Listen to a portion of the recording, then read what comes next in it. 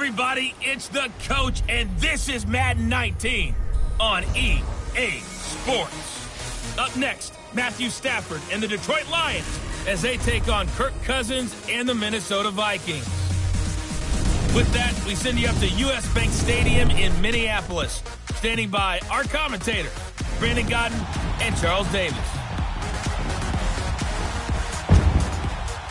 And we find ourselves at the stadium that played host to Super Bowl 52, the wondrous U.S. Bank Stadium in Minneapolis.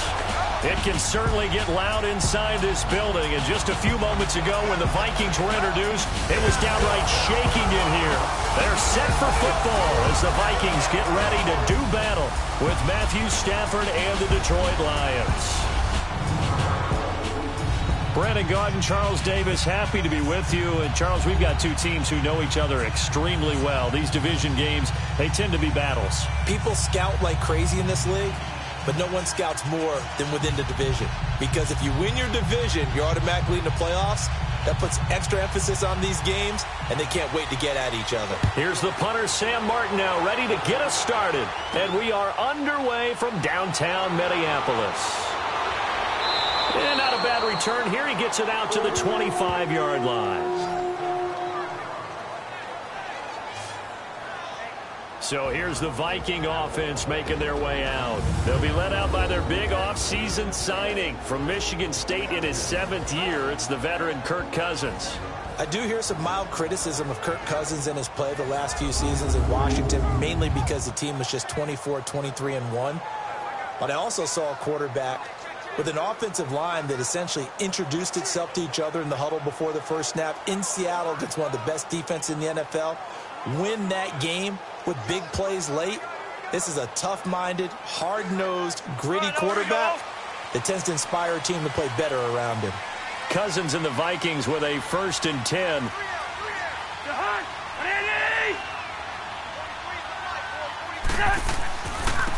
Now a first carry for Latavius Murray. And he'll maybe get it back to the 25 here on the first play, but no more than that. Glover Quinn there on the stop. And the offensive starters for the Vikings. The Vikings' top 2 receivers match up with any pair in the NFL, and I'm talking about Adam Thielen and Stephon Diggs. And how about this? Both underdog success stories. Diggs, a 5th rounder in 2015. Adam Thielen, undrafted in 2014. Now they're helping set the pace for wide receivers in the league. Well, they had the run for no gain. Now they'll try again from the 25 on 2nd and 10.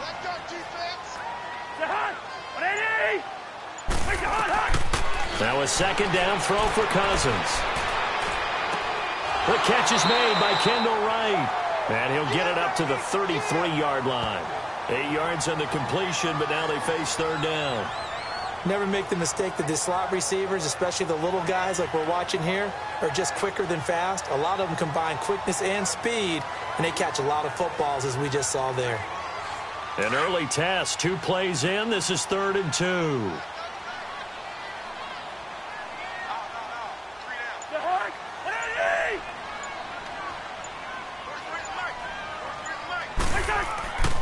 They'll run here. It's Murray. No gain there on the play, and that's going to leave them with a 4th down. Strong start by this defense. 3rd and short, they go with a run. Stonewalled for no gain. I played for a guy who always talked about setting tones and meeting force with force. That felt like it on that play, didn't it? And they met it in a big way and won. What a great job by the defense. So on 4th down, here's Ryan Quigley now to kick this one away. Jamal Agnew is deep to return it. Taken in at the 11. Give him 11 yards that time on the return, and the Lions will take over. So here are the Lions now coming out for their opening drive. They'll be led out by their 10th-year quarterback. This is his first season in his 30s. 30-year-old out of Georgia. It's Matthew Stafford. One thing you ask for from your quarterback, improvement each and every season. You also ask for consistency. Matthew Stafford, 7 straight years over 4,000 yards passing. He's still looking for that initial playoff victory during his tenure, but I think that he's been leading them towards it and has a chance to get it in the upcoming future. Stafford and the Lions now have it 1st and 10 at their own 22.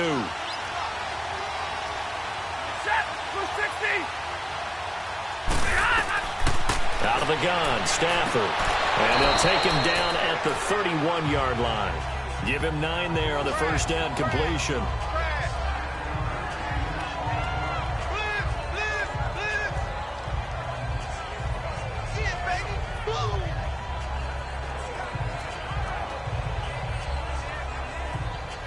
That last catch short of the marker by just a yard leaves him with a very manageable 2nd and 1. Now it's Stafford off the bootleg. And this one complete to Levine Toilolo. And he'll be taken down, but not before they work it across midfield. A good pickup there at 22.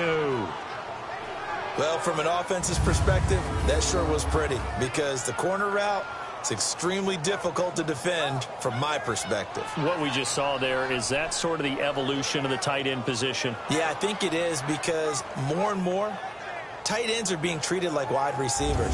These are some agile players who can make a play in any spot on the field.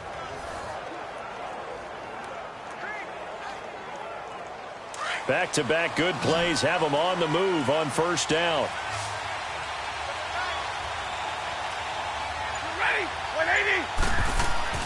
Stafford on first down. Completing it here to Marvin Jones. And he is tackled inside the 40, not quite to the 35.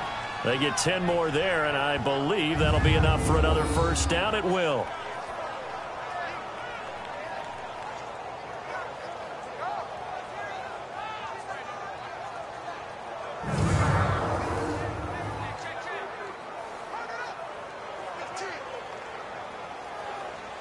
Line of scrimmage, the 37 on 1st and 10.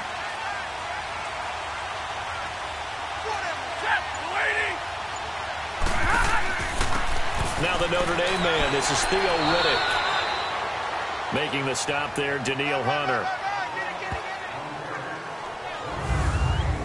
And this O-line, it is the lifeblood of the offense. They establish the tone. Mean, nasty, physical. They can't wait to get after people. That allows the rest of the offense to feel confident.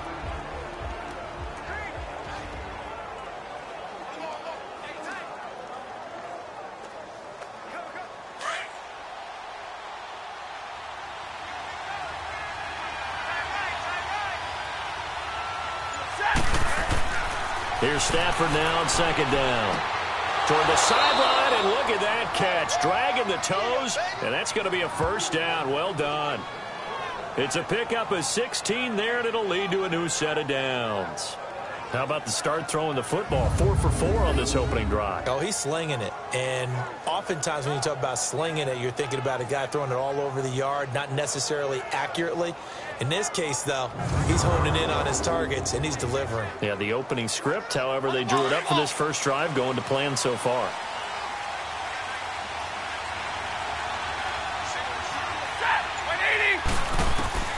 Now a first down throw. Stafford.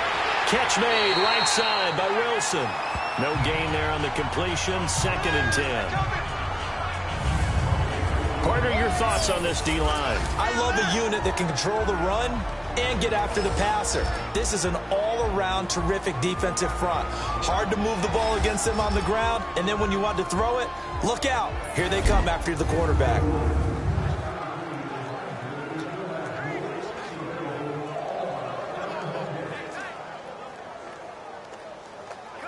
Had the completed pass, but for no gain, stopped right at the line, so it's 2nd and 10.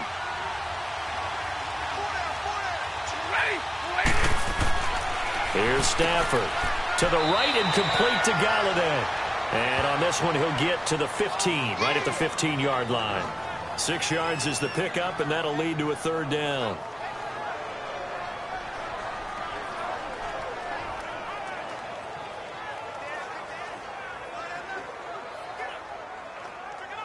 Here's the 7th play of this drive. This is 3rd and 4.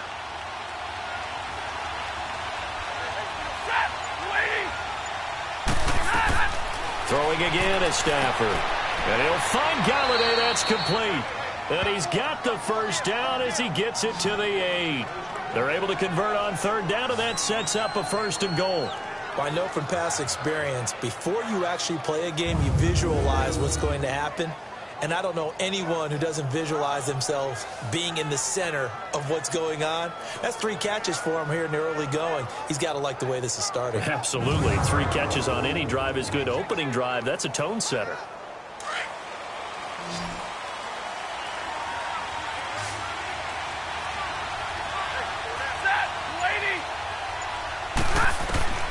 To the air again, Stafford. And his throw's going to be incomplete. Golden Tate, his intended receiver.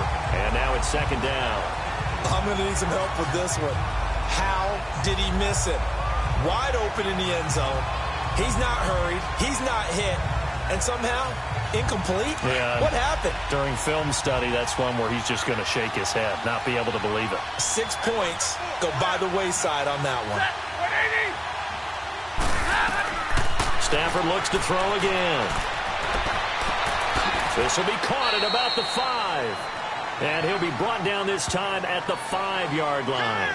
Only 3 yards there on the completion. That'll lead to a 3rd and goal.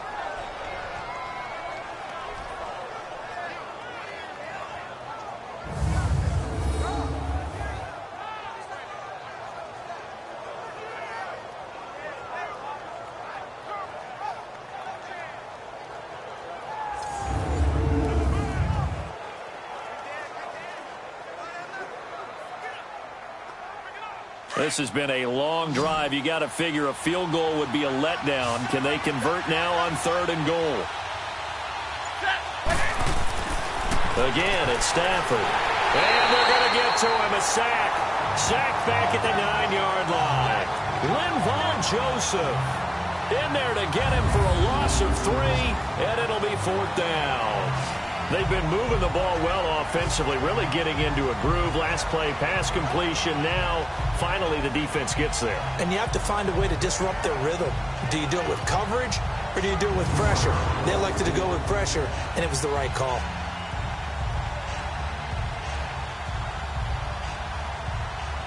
So on 4th down, the Lions turn it over to Matt Prater for the field goal try. This is a 26-yard attempt.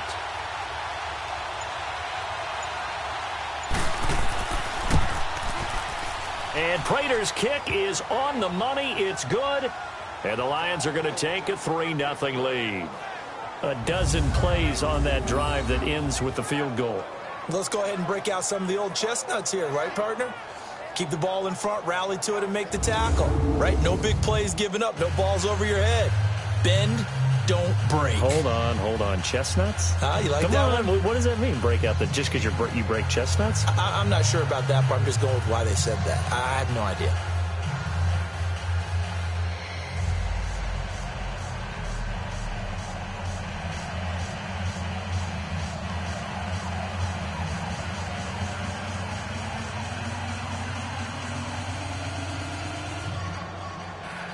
Now it's Martin to do the honors after the made field goal. This is fielded at the goal line. And he'll take this up past the 20 and down at the 22-yard line.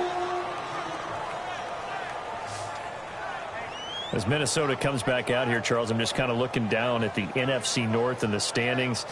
Gosh, this is still anybody's division. I mean, the Vikings at 4-3-1, they have as good a chance as anybody to win this thing. They certainly do, and we've seen how Chicago in 3 weeks went from first to last and back to first. So movement is a big part of the NFC North right now. For Minnesota, one more home game versus Detroit coming up this week.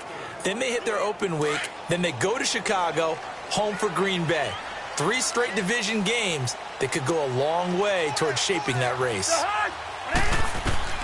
First down. Here's Cousins.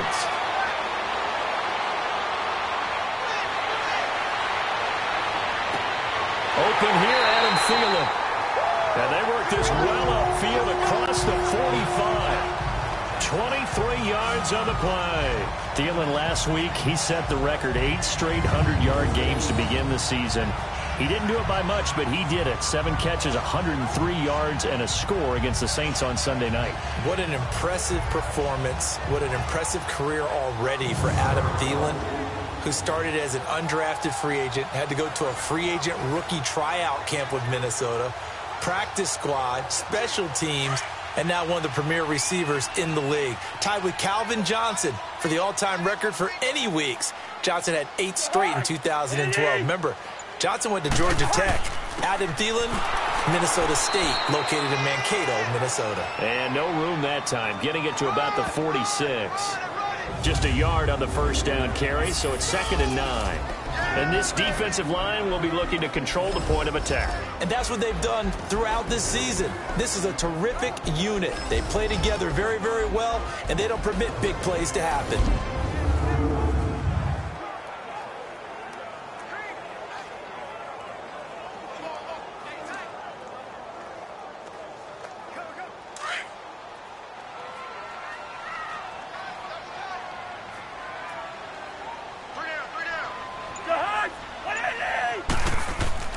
On 2nd down, Cook. And nowhere really to go there. He'll take this up just shy of midfield. Give him 3 yards, and now they're left needing a conversion here on 3rd and 6. Well, so many times we look at a short run and we praise the offense for trying to set the tempo and establish things, but the defensive guys, hey, they just won the battle there. It wasn't a big run given up. They don't always have to absorb the body blows. Sometimes they dish them out themselves. On 3rd down, Cousins. And that is incomplete. I think the punter might start to get into a pretty good rhythm here if he keeps getting opportunities. But that's the last thing his team wants to have happen, right? The last thing you want to see is your punter feeling pretty good because he's out there all the time. Yeah, first quarter only, but they're 0 for 2 on 3rd down conversions to start this thing.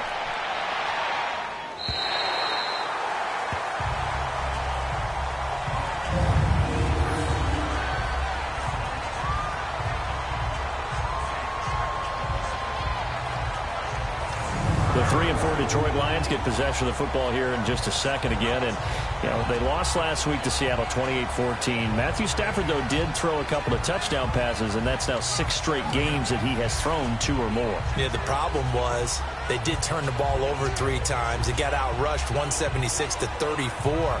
The Lions are now in last place in the NFC North.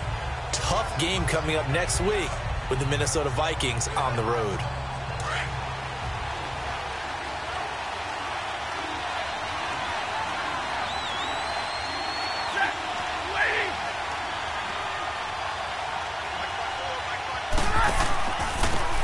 First carry for Amir Abdullah.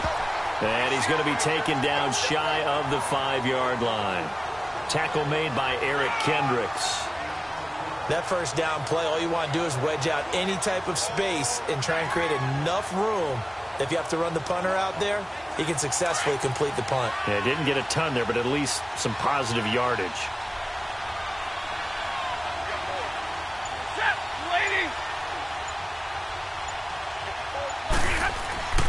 A second down run for Abdullah. And not much there as he gets it up to about the 5-yard line.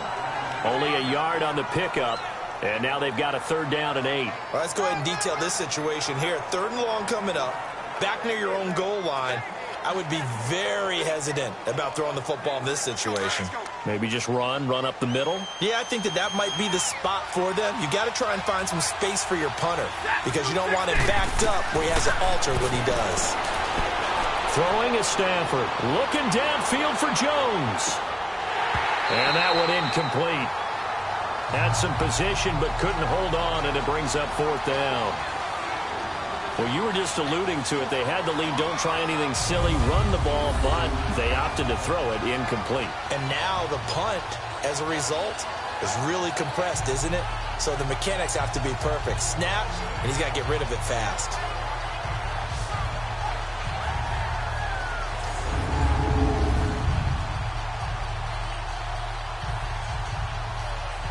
Here's Sam Martin now. And no room for error here as his first punt comes from deep in his own end zone. Here's Sherrills. A big kick there. We'll call it 56 yards on the punt. And the Vikings will take over here 1st and 10. The Vikings offense now, they get ready to head back on the field. They were forced to punt last time, and I doubt sincerely that they'll have to punt here because they're gifted with terrific field position. I don't even want to think about the idea that they would end up punting starting with this type of field position. Neither do they. Great starting spot, great opportunity to run your full playbook. They want to take a shot here, they can go ahead and do it. Cousins and the Vikings with a 1st and 10.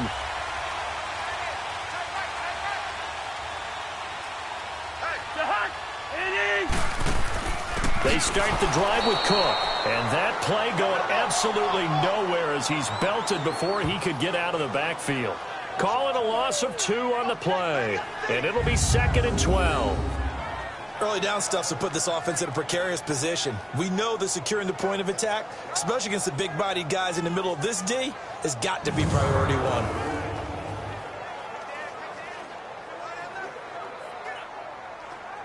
First play of the drive goes the wrong way. Here's 2nd and 12.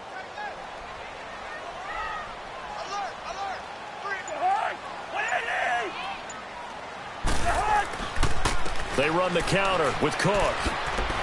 And hard running's going to get him over the 40 to the 42. 4 yards on the pickup there, and now they're left with a 3rd and 8.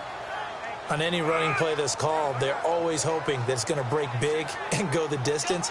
But when you get a nice gain like that, you're able to do so many things anyway. You can come back and run essentially the same play again, continue to move the ball on the ground, or you can decide to throw the ball now because usually you have the defense back on its heels. Cousins from the gun on 3rd. Got a man, it's right. 15 yards through the air and a 1st down. Partner, this is one of the best routes anyone can have in their offensive playbook. Tough to defend because you think it's a go route, and then he breaks it back on the comeback. There's one other thing you need as well. A well-thrown ball. Exactly right. You have a guy who has some precision in throwing the football because of the timing of the route.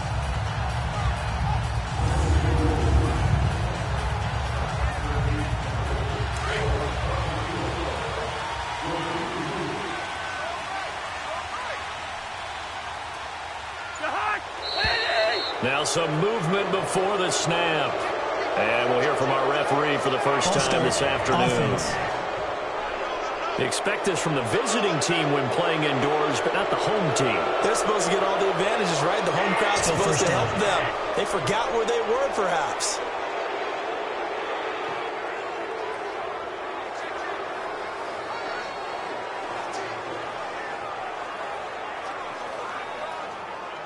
A false start backs him up 5, 1st and 15.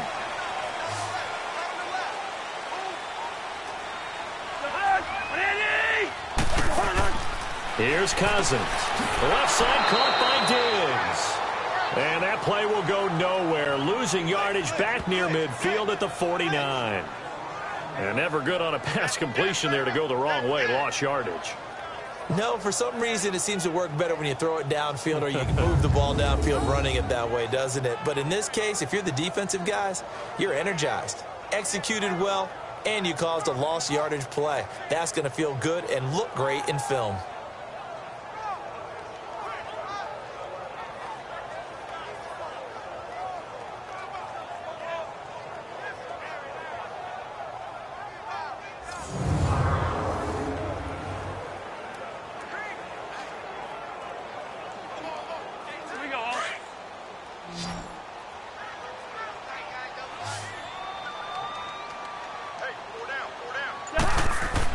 Second down, Cousins. He'll find Thielen work in the middle.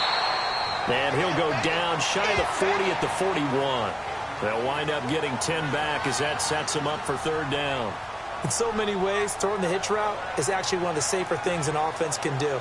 Get the ball out to the receiver as fast as possible, hope he's got man-to-man coverage, and hope that his athleticism wins on the perimeter. The Vikings on 3rd down, just 1 for 3 thus far. This is 3rd and 8. They'll throw again. Cousins. Complete to right. And he is out of bounds, but not before he's inside the 30. A busy first quarter. His 3rd catch of the afternoon is a 1st down. And another thing that makes the comeback route really effective is that oftentimes after you've made the initial move, receivers breaking away from the defensive back, and that makes it a really tough play to defend. A nice chunk of yardage picked up there.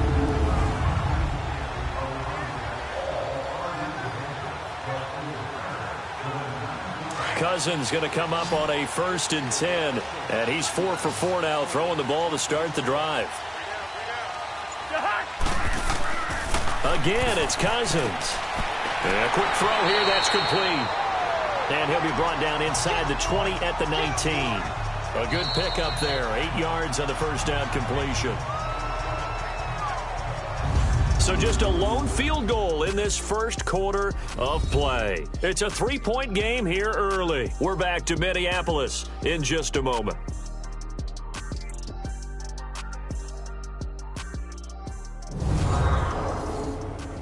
The NFL on EA Sports is presented by Snickers. You're not you when you're hungry. Snickers satisfies. Back now with Charles Davis. I'm Brandon Gaudin. Second quarter begins with the Vikings holding the football. They're looking at a 2nd and short yardage to start things out.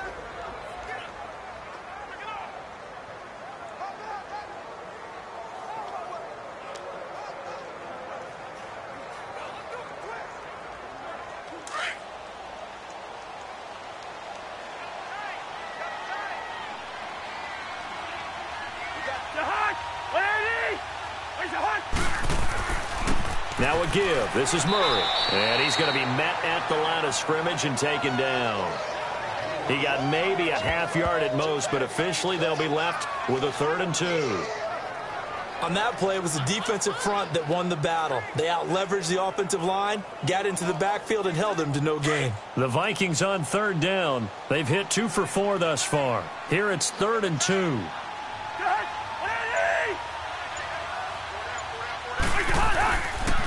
A handoff. It's Murray. And he picks up the first down yardage as he takes it down to the 16. Just a gain of a couple, but good enough to keep the drive rolling. We all love to have a home run hitter in the backfield. Guy can take it the distance. But in short yardage, trying to pick up first downs, that big guy, oh, he's a nice luxury to have, isn't he?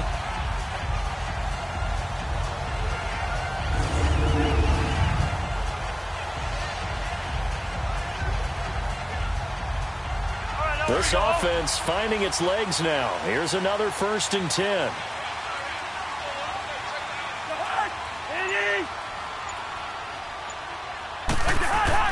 First down, here's the run with Cook. And he'll fight his way down right around the 12. A gain of 3, 2nd down.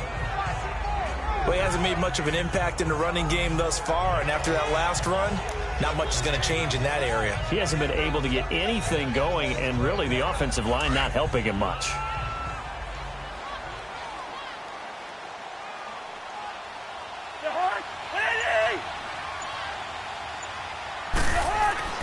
They'll try to throw now. Cousins finding his safety valve here. That's complete.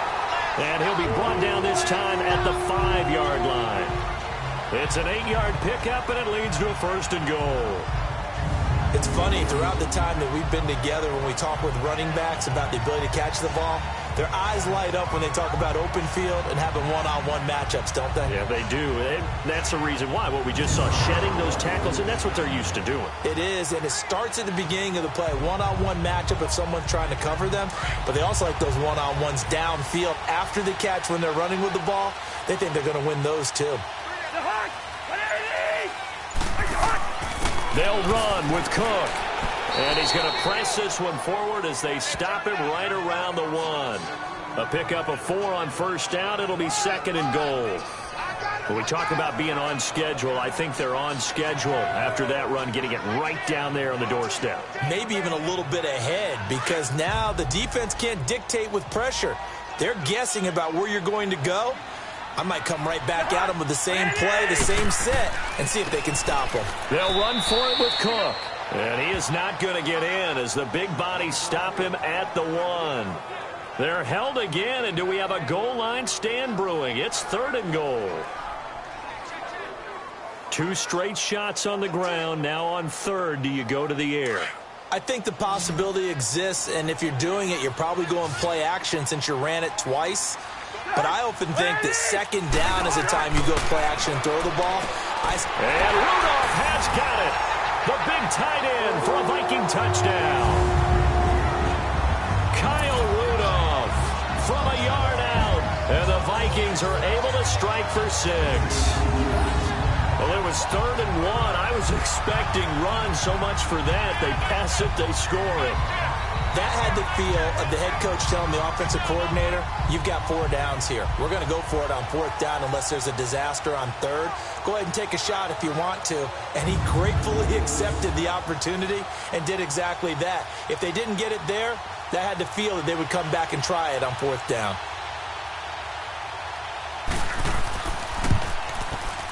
Forbath able to convert the extra point, and that makes it a 7-3 lead. That one was an extended drive, 14 plays all told, and it all culminates in a touchdown for Minnesota.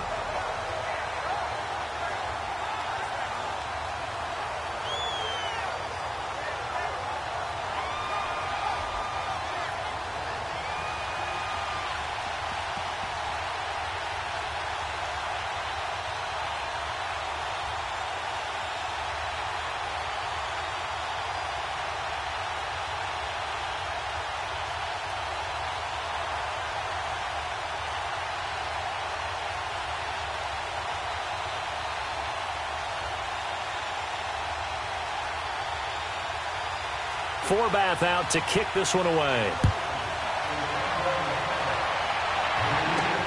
On the return, Dwayne Washington. And a good effort on the return there. Gets him across the 30 to the 33-yard line. Now the Lions offense, they get ready to head back out there. And on the last go-around, they really couldn't get anything going. They had to punt from deep inside their own territory, which means they're going to lose the field position battle as a general rule. What they're looking for now is a little more consistency, move the ball at least a few times on offense, get a couple of first downs, and hopefully flip the field. Yeah, just something to build off of. That's what they're looking for here. Stafford and the Lions now have it 1st and 10 at the 33-yard line.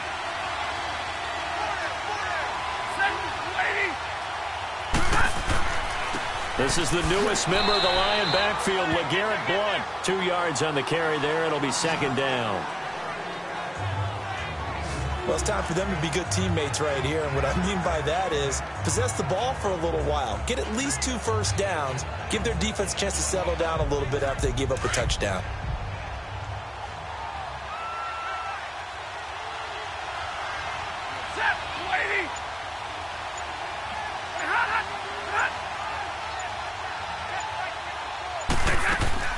Play fake to Abdullah. It's Stafford. And his throw's going to be incomplete.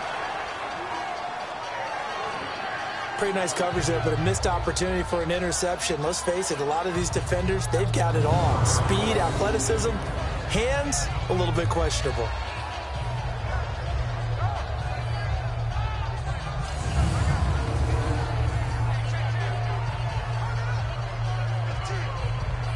The Lions on 3rd down. Just 1 for 3 thus far. This is 3rd and 8. From the gun, here's Stafford. He hits Riddick underneath. And to the 42-yard line here and brought down there. 7 yards on the play, and that's going to bring up a 4th down. Well, it looks like they got what they wanted. They got the completion, but they weren't able to break any tackles or gain nearly enough yardage to pick up the first down. Now to be 4th and short. Here's Sam Martin now as he's on to punt for Detroit. And not what he was hoping for there, as this will hit in the end zone for a touchback. Kirk Cousins now gearing up to lead this offense back out there. Last drive, surgeon-like, dare I say, 7 for 7. That'll help your QB rating.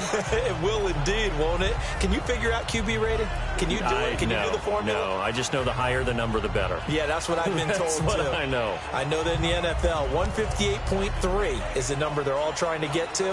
I think he was that on that last drive. Cousins and the Vikings with a 1st and 10.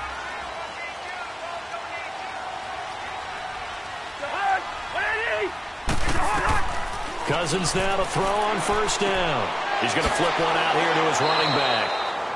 And he'll get it up here this time to the 21. They'll give him a yard on the play, and it'll bring up a second down.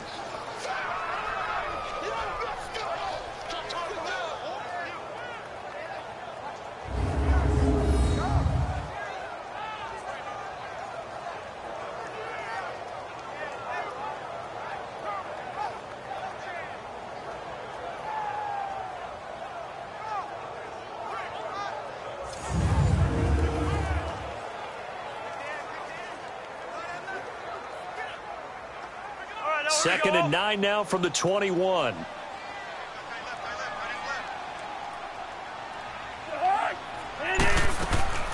They'll run it now out of the gun. And he will find his way forward to about the 23-yard line. Tackle made by Ziggy Ansah. The completion on first didn't get much, and now the run on second doesn't get a whole lot either. Well, if you're a good play caller, you've already looked ahead and anticipated this type of situation. Already down in his play sheet, trying to dial up a big third down play.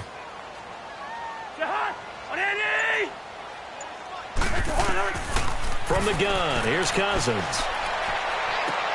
Throw left side complete. That's right. And down he'll go at the 25. 2 yards is all they'll get on the completion. It's fourth down. Partner, I think that completion takes the definition of dink and dunk to a different level, doesn't it? It does, and the defense was right there, kind of played into their hands.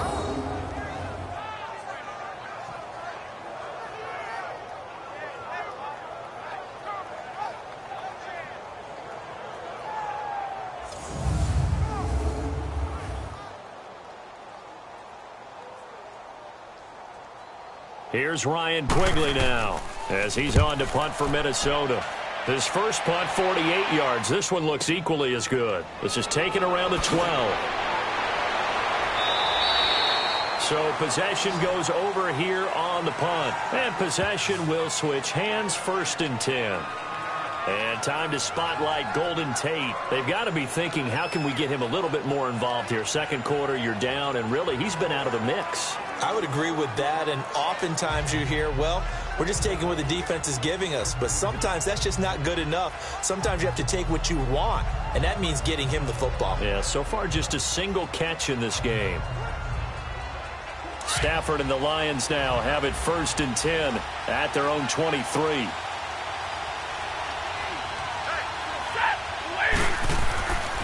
They start the drive with Agula. And that one blown up quickly as he's going to be stopped before he could even get started. It'll wind up being a loss of 2. And that'll make it second and 12. Moving backwards on first down, never a good thing. What does that do for the mindset on second down? Well, it changes your play call, definitely, because as a play call, you're advancing yourself thinking, okay, we're going to get a gain here. Now you've got to go back in reverse, come up with something to pick up not just the yardage lost, but gain a few extra.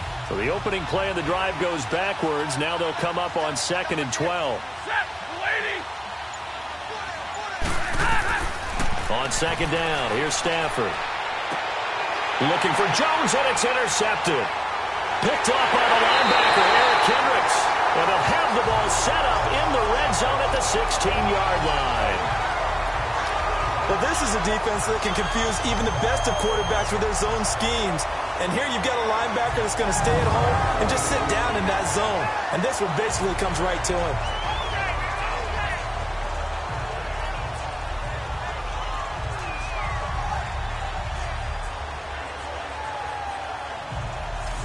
See Dalvin Cook and the offense heading back out. He's hoping to get it going. They're hoping to get him going, too. You know, he's about ready to pop one here in the second quarter. He's hoping.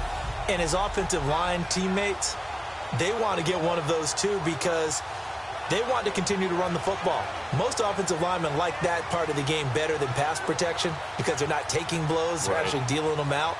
So what they want to do is show the coaches, hey, if we pop one, we're having success. That way they won't go away from the running game. He'll be hoping to pop one, break one here this go-around.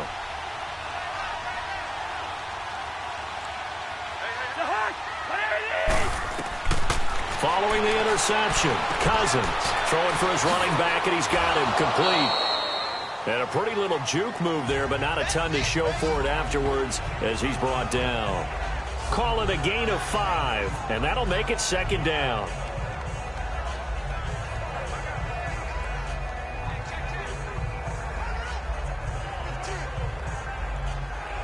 Second and 5 after the 5-yard completion on first down.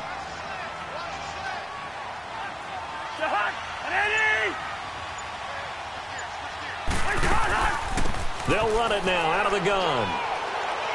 And he's going to fight his way forward here for a modest gain.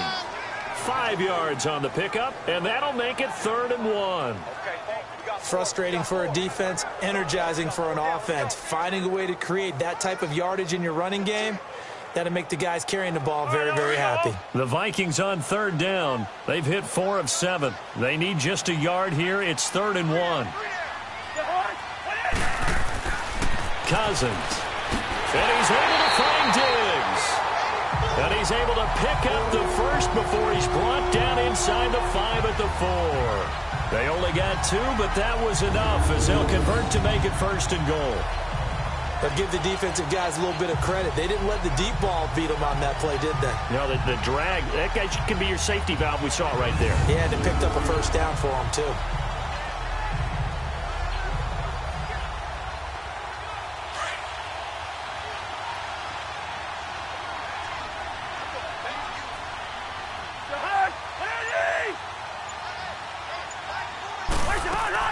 They'll try and run for it on 1st and goal.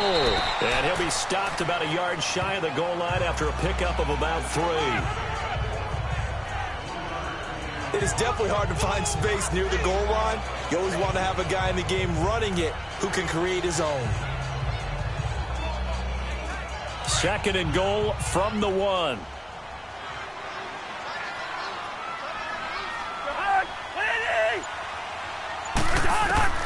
From the shotgun, it's Cousins. And he just chucked that one out of bounds, out of everyone's reach. Maybe a wise call not to take a sack in this part of the field. It brings up 3rd down. And right now I take my rudimentary kindergarten skills and draw where the tackle box would be, because that was close. I thought he was in the tackle box. He has to be very careful where he gets rid of the football from that spot. Yeah, they say there was a receiver in the area, though. Yeah. There's always a receiver in the area. 3rd and goal for Cousins. And Rudolph has got it. The big tight end for a Viking touchdown. Kyle Rudolph. 2 catches, 2 touchdowns here so far.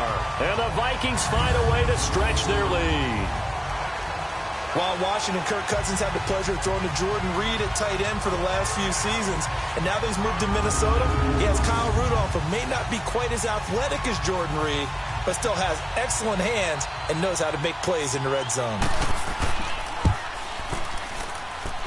Forbath, the extra point, and that pushes the lead up to 11. A drive that time of 6 plays, and it's polished off by a Viking score.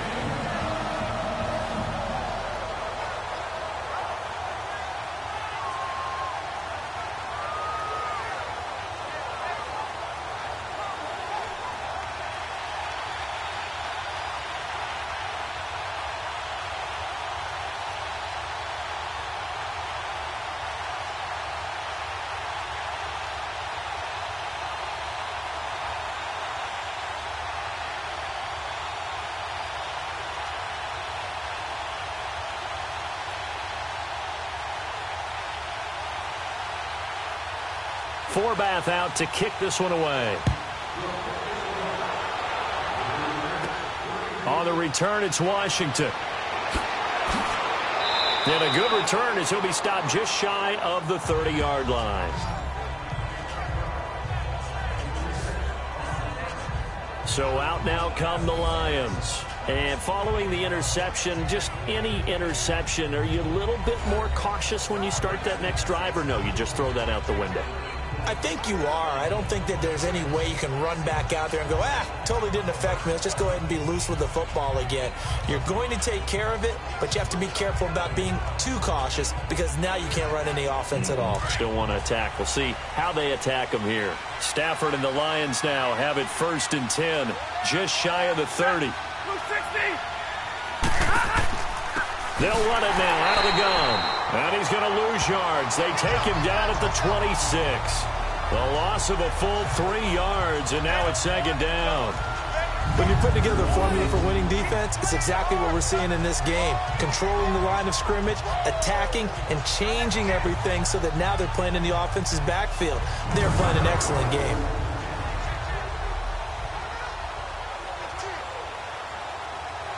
So now they have to contend with 2nd and 13 after the first down run goes backwards.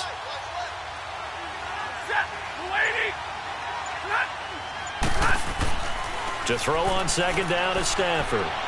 Looking downfield for Jones. And he's unable to grab it. Thought he might have had position, couldn't hold on, 3rd down. I know he wants to get his team back in the game, but a 50-50 ball right there that maybe was a little questionable. Yeah, he's pretty lucky to get that one back. I think that sometimes these quarterbacks play with a lot of confidence that borders on arrogance, and that can put your team in some Dutch. Yeah, especially maybe want to look at some safer routes after the interception he had that ended their last drive. The Lions on 3rd down. They've only converted once in 4 tries. This is going to be 3rd and 13. Out of the gun, Stafford. And he'll just toss it away. So he throws it away, and that brings up 4th down. Well, they've had a pretty frustrating first half here offensively, and then just continued there with that incompletion. Yeah, definitely frustrating for them, but heartening for the other guys. Those stop troops, they're enjoying things right now because they've made it very difficult for them throughout the half. Here's Sam Martin now as he's on to punt for Minnesota. Sherrills to return it. Oh, good move. A good return there. Call it 13 yards. And out will come the offense as they take over. And the Vikings now heading onto the field. And that last drive was very, very balanced, pretty methodical. You think they go that route again? I'm always of the school that until they stop me from doing something, I'm going to continue. And I think that that's exactly what they'll look to do. But the beauty is the balance that they've created sets up opportunities for big plays. Looks like a run, turn it into a play action, and throw one deep. Cousins and the Vikings with a 1st and 10.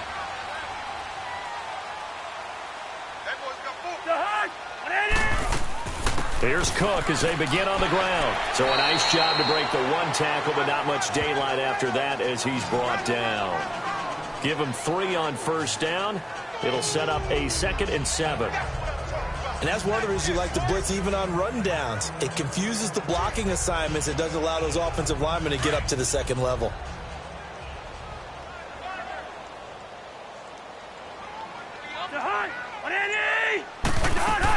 They'll run it now out of the gun. And he's got it up over the 40 to the 41. That's going to be a 6-yard gain. It leaves him with 3rd down and just a yard to go. And there's a run to be happy with.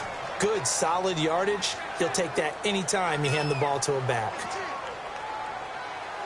The Vikings on 3rd down. 6 conversions and 9 tries. They've done a great job of picking these up. They're up against a 3rd and 1 situation. Murray. And he'll be taken down, but not before he gets into enemy territory. Call it a gain of 10, and they pick up the 1st. At this stage of the game, the run-pass numbers are a little bit out of whack because most of their yardage has come through the air. But in a sense, that just sets things up for big runs like that because the defense might be a little bit off balance. They pick up another 1st down with that run.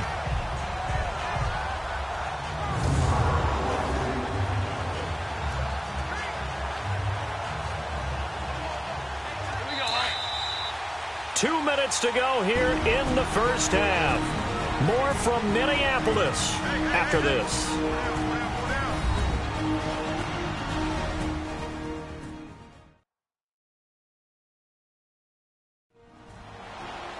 A reminder, coming up at halftime, Jonathan Coachman will join us from Orlando with our halftime report. But business to take care of before we get there. A 2-minute drill before the coach's 2-minute drill.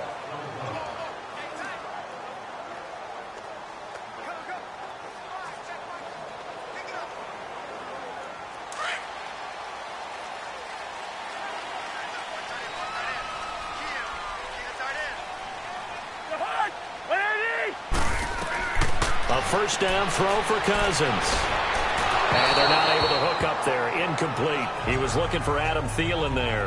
And that'll bring up second down. Had the right idea there, trying to throw it to the sideline, but he led him just a little bit too much, trying to get it out to his receiver. Ends up falling to the ground, incomplete. So now 2nd and 10 after the incompletion on first down.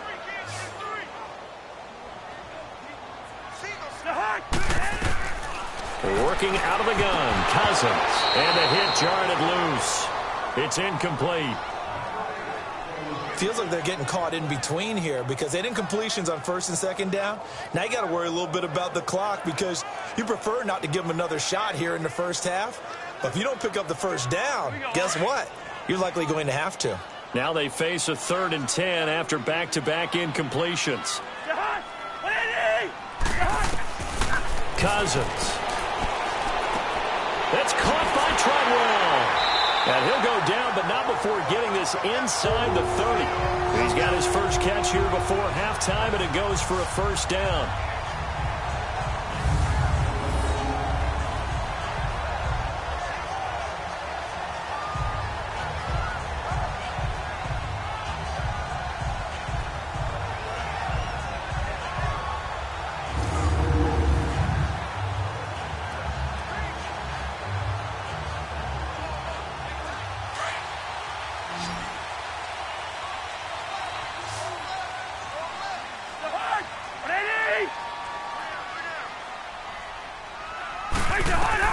Cousins on first down. That one into the hands of Thielen, complete. And taking it to the 15-yard line before he's brought down. Back-to-back nice gains. That one for 14 yards and another first.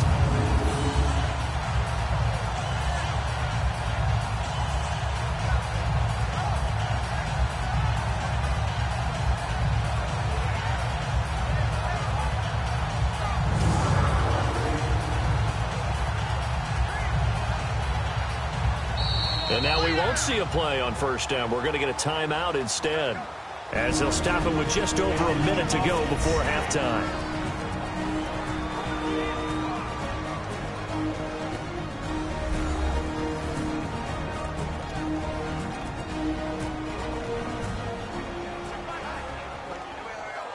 And welcome back. The offensive unit, they took the timeout, and now they get set to line up as we resume action.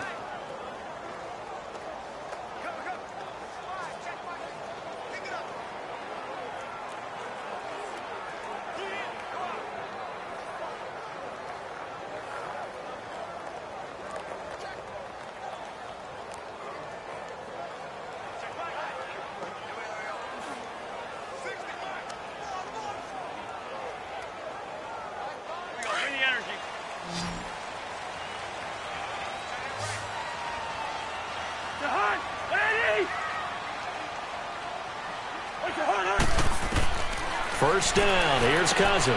That's going to be caught at the 10-yard line.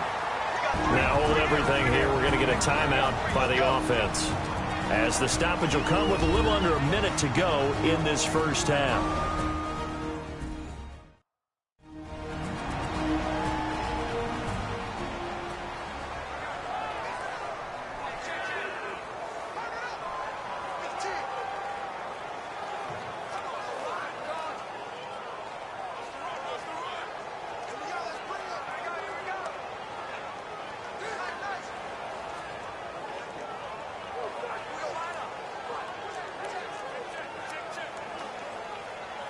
That last catch short of the marker by just a yard leaves him with a very manageable 2nd and 1.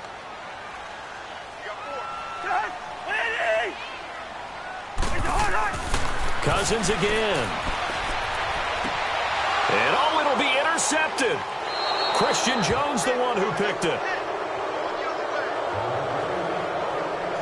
Brandon, this is why golfers do their best to never count a score in their head before the ball goes in the cup.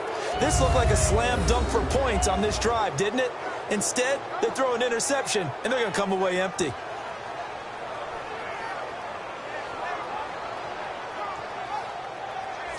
Here's the Lion offense now as they get ready to take over. And what do you think goes on here in this situation? If you got the football, you're trailing, you're back in your own territory with just a little time. Do you try something? You're thinking about jump-starting your team, right? You just mentioned it. They're down. They're trying to get back into the game. But you've got to figure if something goes wrong, you may have put yourself in a spot where you may not be able to come back in the second half. Managing risk, this is a big decision here.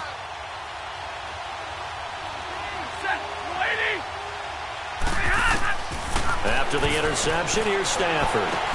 Out to the flat for Riddick. And before the second down play, we'll get a whistle, a signal, and a timeout. As the clock stops here with 46 seconds remaining in the first half.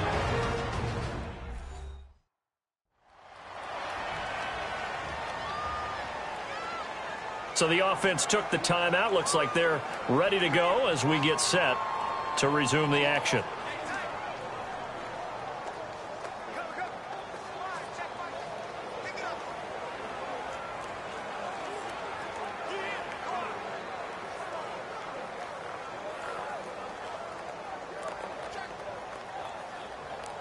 The loss of 3 on that first down pass play. Now 2nd and 13.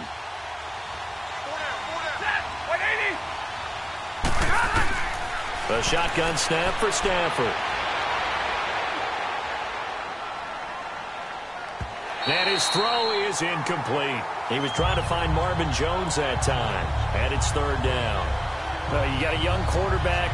Maybe that's just an example of a growing pain for him. I think you're right about that because when the game starts to move fast and it moves quickly on him, a lot of times they fall back on what they know best, their arm. He's slinging it on this one. Had a wide open target, but didn't have the proper footwork to increase his accuracy. He'll run it here with Blount, and he'll get nothing out of that one.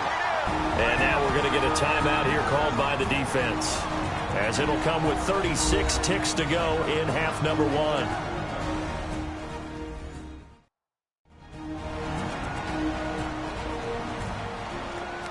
So a defensive timeout, chance to regather, regroup, and get set as we resume action.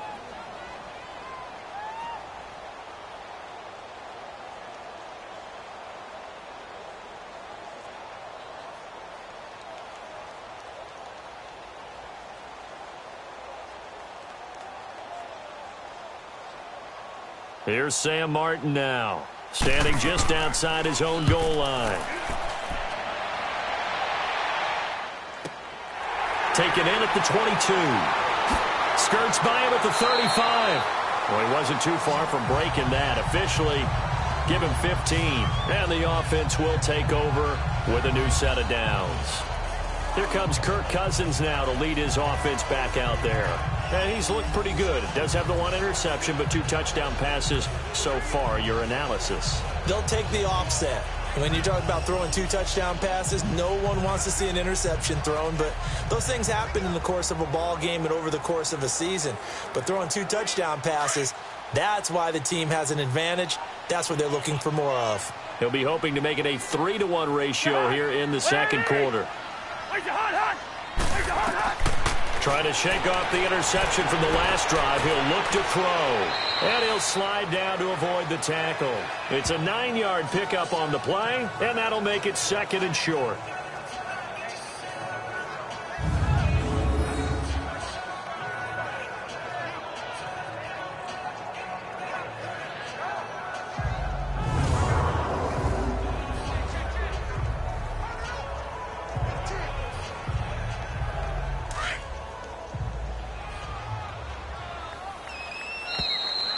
So we've reached halftime here in Minnesota with the Vikings on top. As we send you down to Orlando, where Jonathan Coachman has our EA Sports Halftime Report. Coach.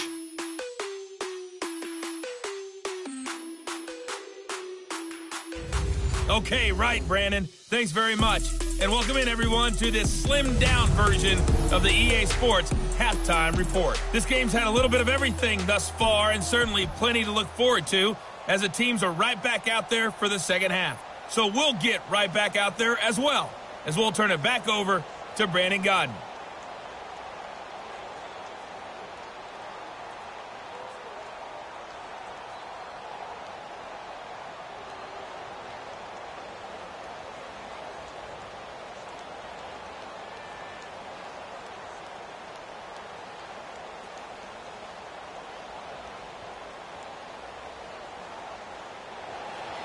Both teams appear ready for the fight ahead, and we resume action here in quarter number 3. On the return, it's Washington. And not a bad return here. He gets it out to the 25-yard line. The Lions offense now with a football first here to begin quarter number 3. These guys had to punt their last possession, and that's become too familiar of a refrain. Too many of these drives just wound up going nowhere. But you know how in baseball, when the pitcher gets a base hit and he's on base, they bring his jacket out to him to keep him warm? A lot of times the punter goes to the sideline, puts on sweatpants or a wrap over his leg to keep it warm. He might need a massage from the trainer right now from all the work he's getting. Stafford and the Lions now have it 1st and 10 at their 25-yard line.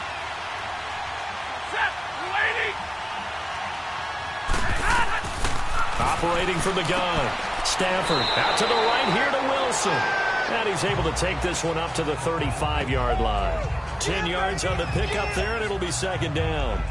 Seeing that play and understanding just how tough it is to cover tight ends, especially the ones running around the NFL nowadays, makes me glad I didn't make it in that league. I would have had a really difficult time. But now you get to sit up here with me. Yeah, and that's fun, isn't it? And what a really nice game right there on 1st down for them. Brings up a nice 2nd down for them. Stafford gives to Abdullah.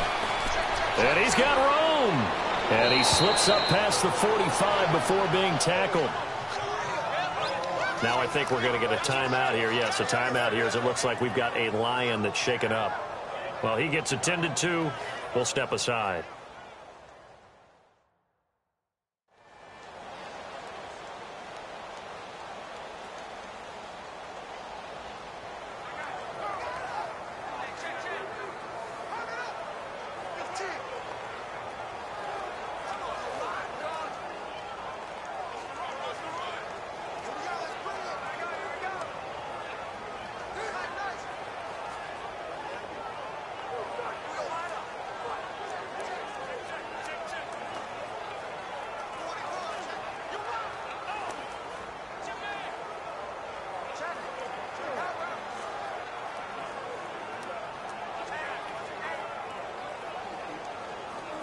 Back-to-back good plays have them on the move on 1st down.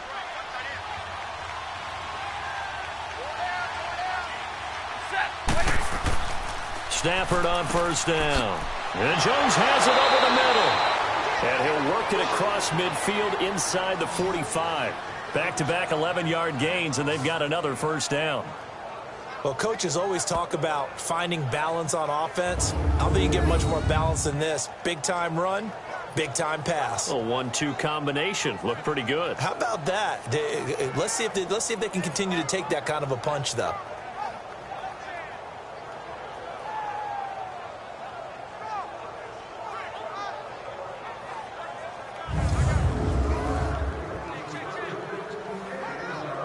Still in search of their first touchdown of the game, but they're on the move. 1st and 10.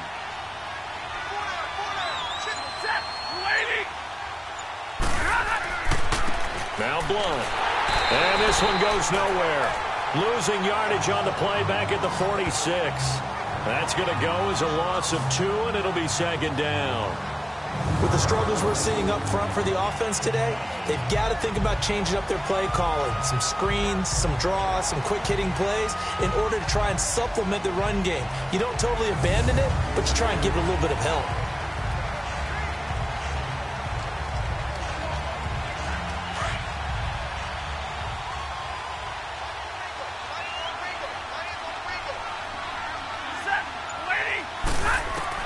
Here's Stafford now on 2nd down. Over the middle, and it's incomplete. The tight end, Luke Wilson, was the target. And that takes us from second to third down. Sometimes the coverage is so good, no matter what you're doing on offense, you just can't shake anyone free. They try their best to find someone open, but they took away every passing alley, every angle, and shut the play down. This offense in desperate need of a conversion as they come up on third down. Play action. Stafford.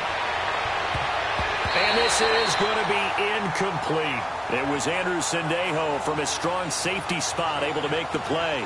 Certainly looked like they were getting ready to convert there on third down, but what an effort to get his hand on that one, knock it away, and brings up a fourth down decision.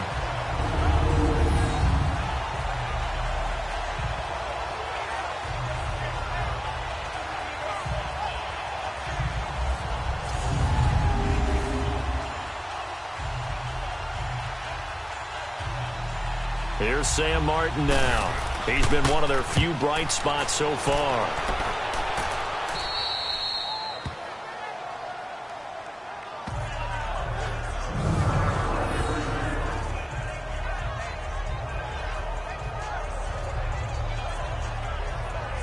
It's the Vikings' turn on offense. We get ready for their first possession of the second half. They were able to get the ball back here, didn't surrender any points. Now they'll look to add to that lead. How about the boost the defense gave them? Going right out on the field, shutting them down, not giving up any points, and turning the ball back over.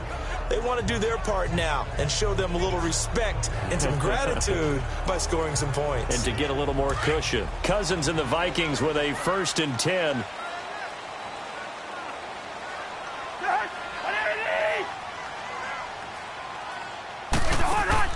Now a play fake here on first down. And that is incomplete. Stephon Diggs, his intended receiver. And it's second down.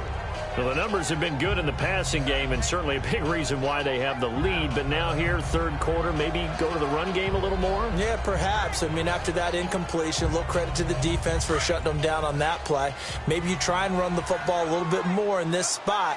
But they have to feel good about how they've been throwing it overall. Throwing again, Cousins on 2nd and 10. Over the middle here to Rudolph. And able to get this one out just shy of the 25 at the 24. Cousins to his tight end Rudolph for a Viking first down.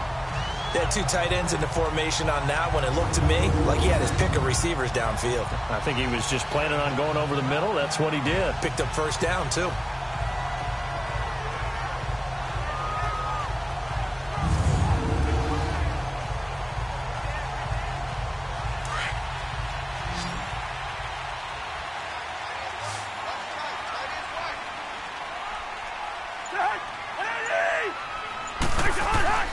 Handoff comes to Cook. And he'll get this one up to the 26. Give him a couple on the carry there. 2nd and 8. Well, they had that one sniffed out. Excellent run blitz. Stopped that one for a short gain. What makes a good run blitz a good run blitz? The ability to stay on task, to follow up your assignment, go to the gap you're supposed to cover, and not be deterred by anything else.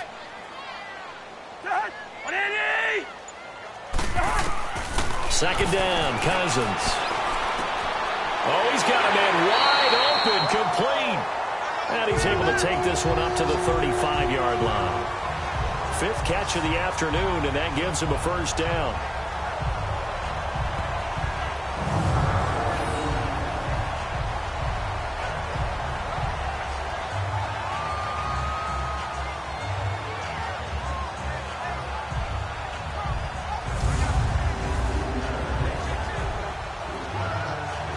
Ball up to the 35 now as they come up on 1st and 10.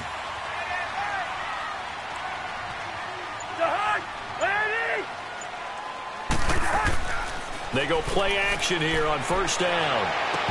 Throwing middle, but it's incomplete. I know at times people think we use it too often, but you've got to be able to throw guys open. And when you read zone, you've got to stick it in there before your receiver gets to the next guy in the zone. Otherwise, you bring him into the play. And that's precisely what allowed that defense to disrupt the pass.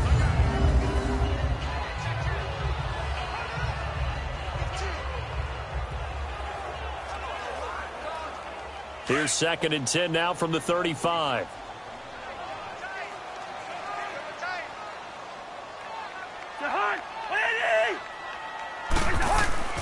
Play fake. Cousins.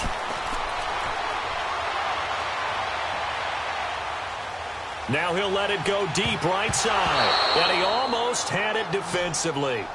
Could have been a game changer there in this second half. Instead, it's 3rd down. Sure, that pass was incomplete as they made an attempt to get a big one downfield. But that's okay because the second part of that is if you don't get the completion, at least you've told the defense you're trying to stretch them out a little bit, and they may have to change accordingly. The Vikings on 3rd down. They've had plenty of success. 8 conversions, looking for a 9th. This is 3rd and 10. They'll throw again. Cousins. And under the Lions' pressure, he's brought down. Ziggy Ansah in there to get him for a loss of 9, and that'll lead to 4th down. Well, how about that? A dime set on defense, 6 defensive backs. None of them blitz. They're just back there in coverage. Defensive lineman gets the sack. That's where the O-line, they go to the sideline, they keep their helmets on so the cameras can't find them, right? Yeah, the cameras can't find them, but I know one thing. The O-line coach will.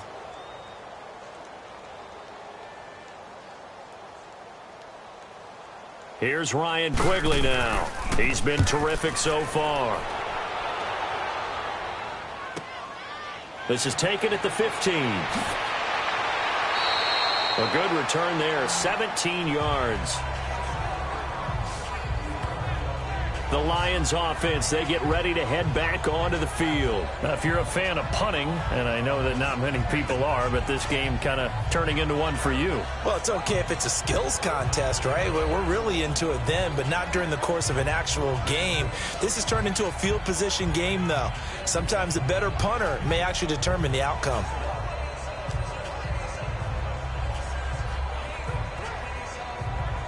Stafford and the Lions now have it 1st and 10 at about the 32.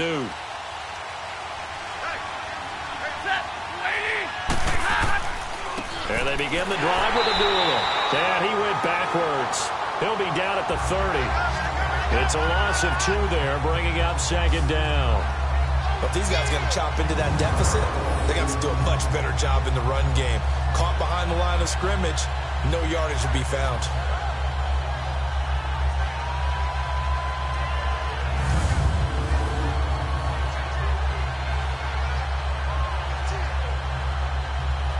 First play of the drive goes the wrong way. Here's 2nd and 12.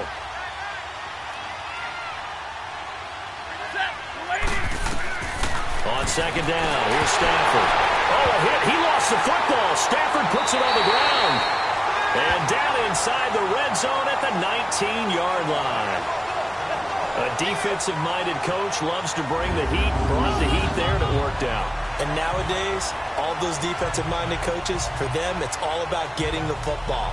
I went into one facility, and as soon as you walked into the defensive room, there was a football, like on a spring, and each guy that walks in that plays has to act like he's knocking the ball free. They want those instincts created. They want them to think about that all the time, and that's what they try to preach.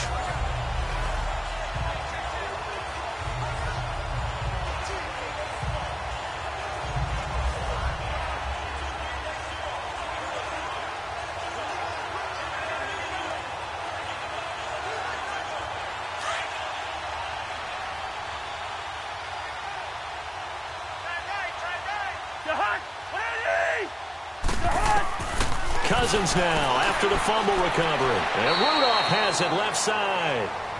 And he'll get it down this time to the 17. Give him a couple on the catch. It's 2nd and 8. Well, they're unable to convert that into much, but it's never a bad idea to try to get the ball into a tight end of his caliber's hands and see what kind of disruption he can cause.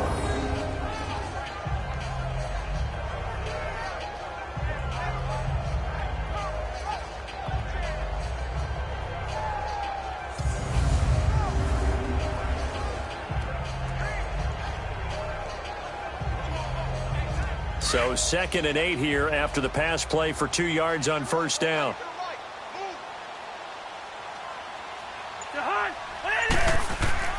A give. This is Cook. And he is met in his tracks behind the line of scrimmage.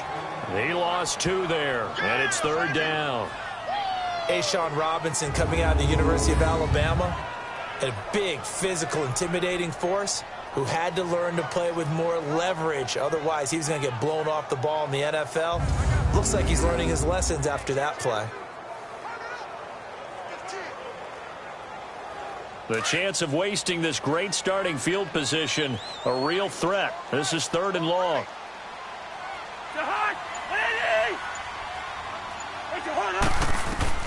On 3rd down, Cousins.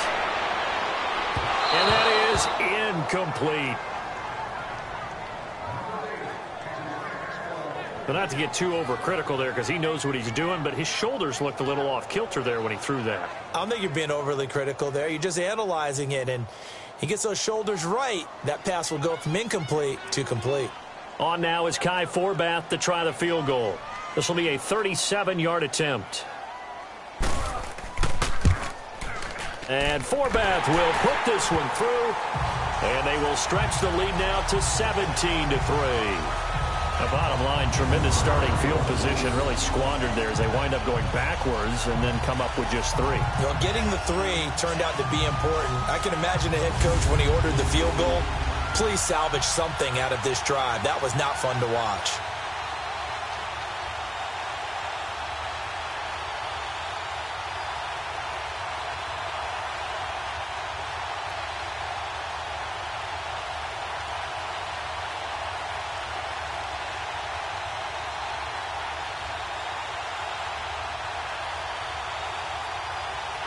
Forbath now to kick it away after the made field goal.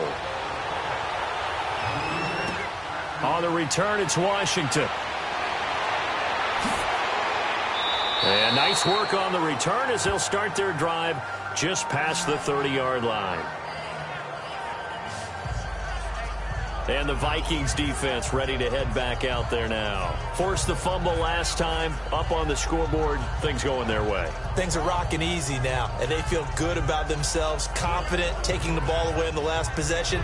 They're going to try and do it again. So let me ask you, can you be playing free and that can be good, or it can also become bad, right? I like the way you put it. You're exactly right. It can work both ways. Sometimes you get too loose and give up big plays and not handle your responsibilities. But oftentimes when you're playing free and easy and locked in, as they are today, you see the end result. On 1st and 10, Stafford looking middle, and it's incomplete. Well, too much oomph, too much mustard there on that pass. They really turned it loose, didn't they? Really cut loose with that one. Sharp, strong. Didn't lead to a completion, though. Made it very difficult. Line of scrimmage, the 31, as they line up 2nd and 10.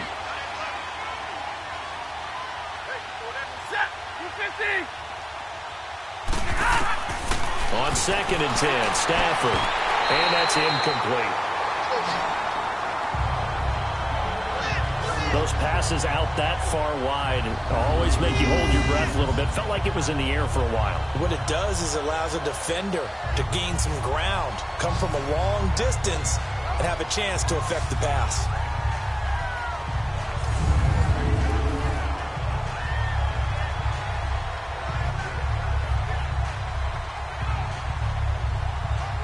This offense in desperate need of a conversion as they come up on 3rd down.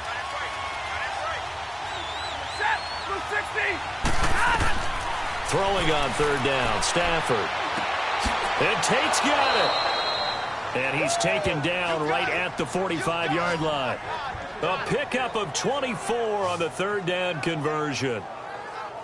I don't care how many times we see it. I still get a kick out of watching quarterbacks and receivers do the pass tree in pregame warm-up. But I always remember that when we go to practices, we see that after practices as well. They really tune it up, don't they? They tune it up. They know why they do it for these situations. 1st down. And they build that trust, and that's why they're able to find him in this type of a situation.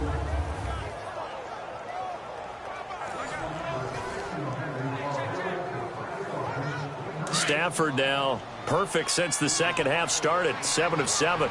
It's 1st and 10. Now Stafford hands to Abdullah. Trying to bounce it outside, but he's only able to get it back to the line of scrimmage. Call it no gain on the play, and it'll be second down. No gain on that run, and while the team is down, there's still time to come back and win the football game. If I'm the offensive coordinator, though, I've got to think about moving at a faster pace and maybe opening things up a little bit and throwing it a little bit more. The rush defense stout on first down. Here's 2nd and 10 from the 20.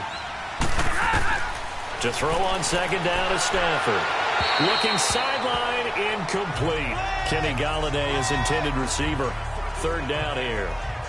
All right, that one fell incomplete there, but the best quarterbacks, they'll miss on 40% of their throws, somewhere in that neighborhood, similar to a great hitter in baseball who's going to fail 7 out of 10 times and still have a great year. In this case, you want perfection, but way better that it hits the ground instead of going to an opposite color jersey. To throw on 3rd down, Stafford. He hits Riddick underneath. No gain at all on the play there, and that brings up 4th. Brandon, just mark that under the category of just not successful. Trying to throw the ball, just didn't work on that one. Completed it. No yardage.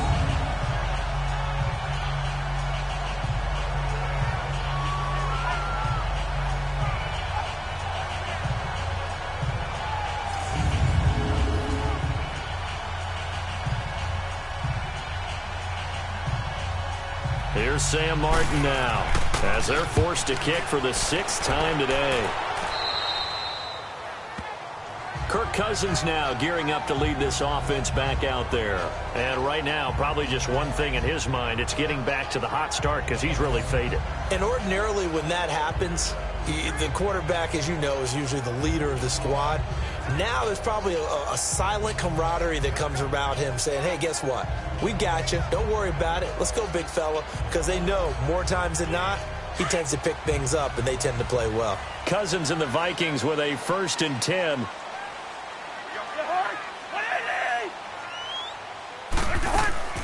Try to fire up that running game with Dalvin Cook. And he'll find some space up to about the 25. It's a 6-yard pickup, and it gets him to 2nd and 4. Let's talk a little football 101 here, because one of the keys to advancing the ball downfield, success on 1st down. Huge difference, as we know, between 2nd and 4 and 2nd and 8 and 9.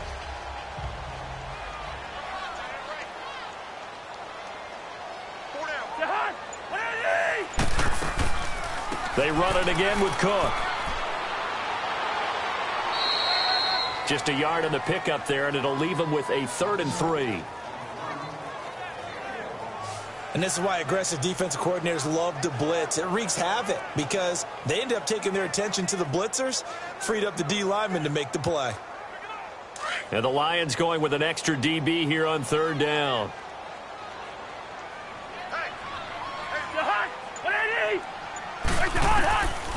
Working out of the gun, Cousins. And he's got Kyle Rudolph. And he's taken down, but able to slip across the 35. He's been big. 2 touchdowns earlier. Now he's got a 1st down here. Like so many tight ends nowadays, they have no problem at all putting him in the slot and letting him go to work. And that's a nice pitch and catch right there for a 1st down.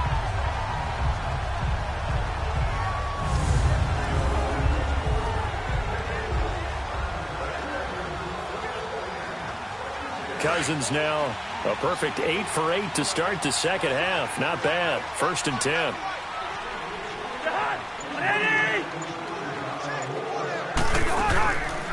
Another tote for the workhorse this afternoon. It's Cook. And he stopped immediately there.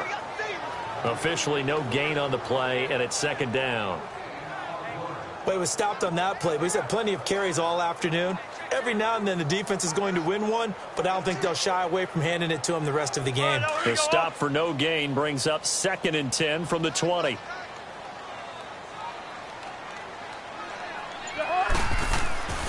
Again, it's Cook. And he'll go down right around the 47 this time. It'll be a pickup of 10 yards. And they'll be faced with a 3rd and inches. They're trying to show that they can run the ball and protect this lead. Give it to the backs, play a little bit of keep away, don't you think? And that's probably a good philosophy at this point, going to make that defense stand up and stop them.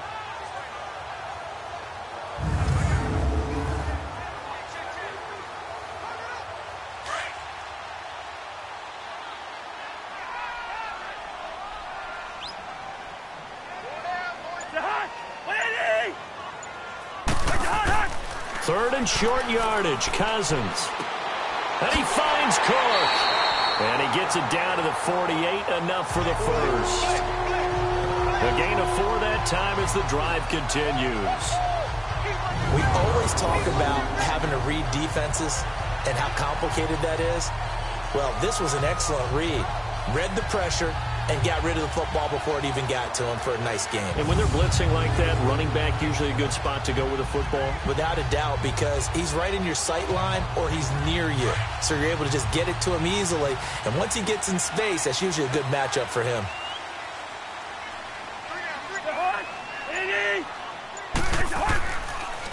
Now Cook. Cook stripped, the ball's out, and the Lions have recovered.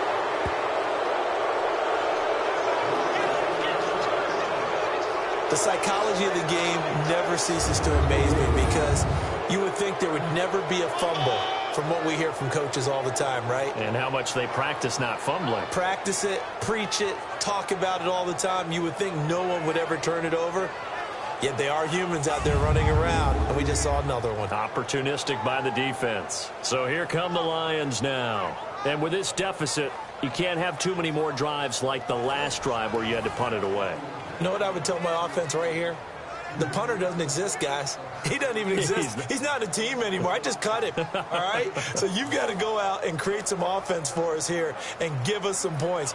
No way does that guy get on the field on this drive. Poor punter. Yeah, it wasn't his fault. But, hey, listen, there's got to be casualties at times. We're trying to win a game.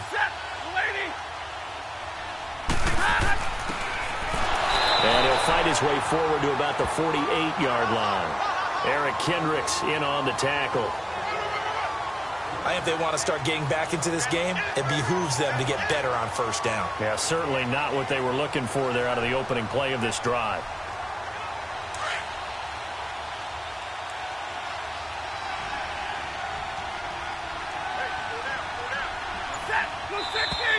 Now whistles and a flag down. Looked like one of the Lions linemen might have moved. False start, offense.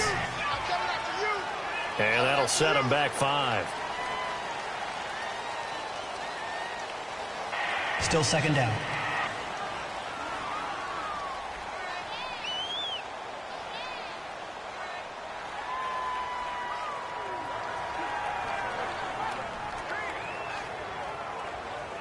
And that false start penalty certainly not helping their cause here. Second down and long.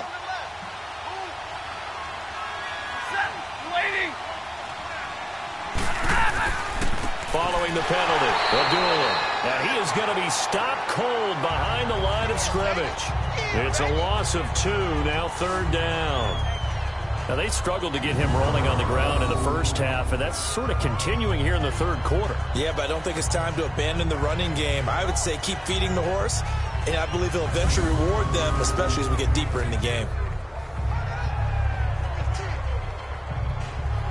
This offense in desperate need of a conversion as they come up on third down.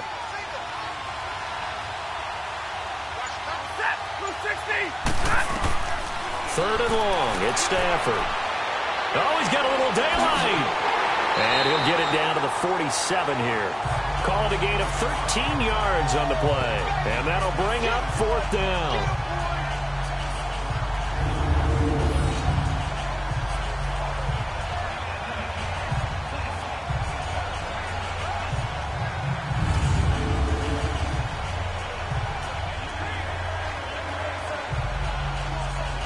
Here's Sam Martin now as he's on to punt for Detroit. He's averaging just under 50 yards a punt as he gets this away.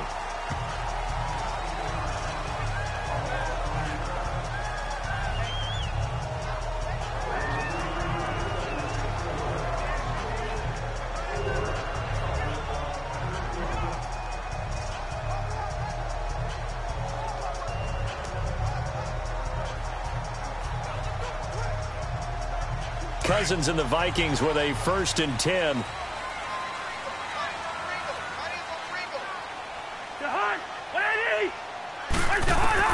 Cousins now to throw on first down. His throw incomplete.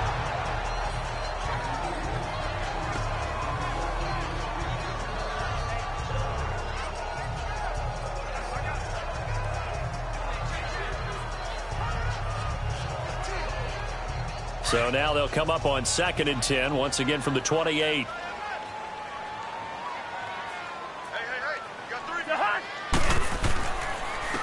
They run. Cook. And he's going to be taken down here with a penalty flag on the field. Illegal block in the back. Offense.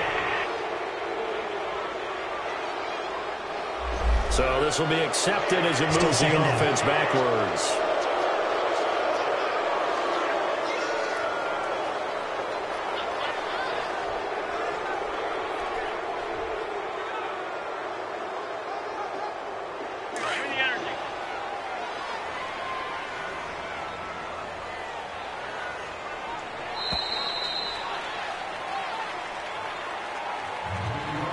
As they come to the line, they will not be able to get off another play as time has run out on this third quarter. We'll return with more after this break. You're watching the NFL on EA Sports. And we return, welcoming you back to Minneapolis. It's the Vikings in possession of the football and the lead. They'll be looking to add to that total as we begin quarter number 4.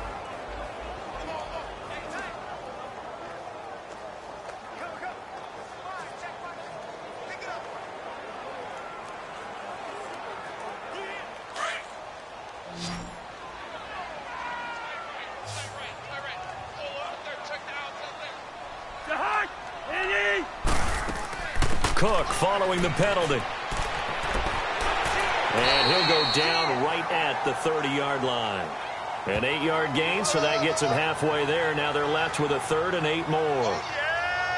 Bottom line, they want to keep this clock rolling, so they'll take that one right there. They just want to keep falling forward, and they want to put the onus on the big fellas up front in order to bring this one home.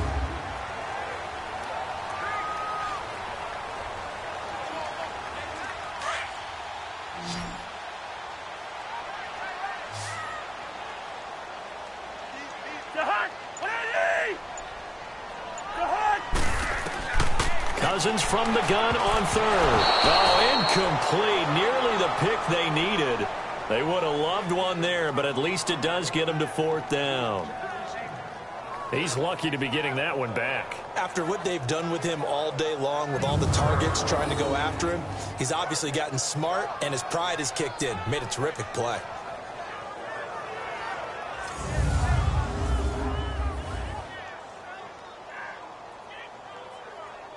Here's Ryan Quigley now, as he's on for the 5th time here today. And he deserves a bronze leg as he gets this one away. And a nice special teams job here. This is going to be down inside the 10 at the 7-yard line.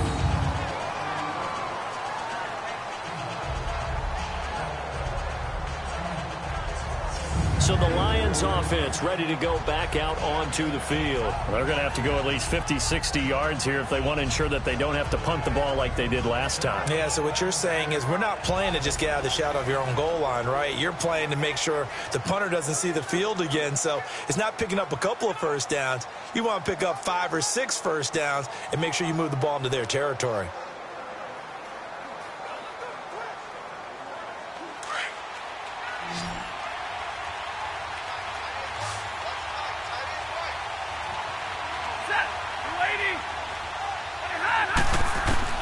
On 1st down, Stafford here. Throw left side, taken in by Galladay. Solid way to start the drive. 13 yards, picking up the 1st. At this stage, this drive's got to be touchdown or bust because you need 2 of them. And if I'm the offensive play caller, I'm not just looking at my dagger plays downfield. I'm looking at some of my specials, something that can fool them and give you a big play now. With a sense of urgency. No doubt.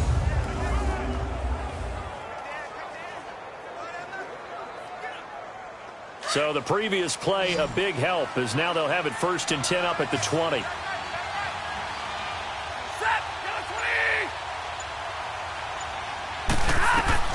On 1st down, it's Stafford. And lucky to get away with one there. That one nearly picked. 2nd down. I'm not even sure I know who this guy is out there playing right now. This is very unlike him, one of the most accurate guys in the league. totally off his game right now? I don't know. I was going to ask you what you pin it on, but defensively, they've been pretty solid. Well, sometimes, you know, those defenders, they get into the receivers pretty well, and if they chip away at their timing, it's going to affect what you're doing throwing the ball as well. They'll try again from the 20 on 2nd and 10.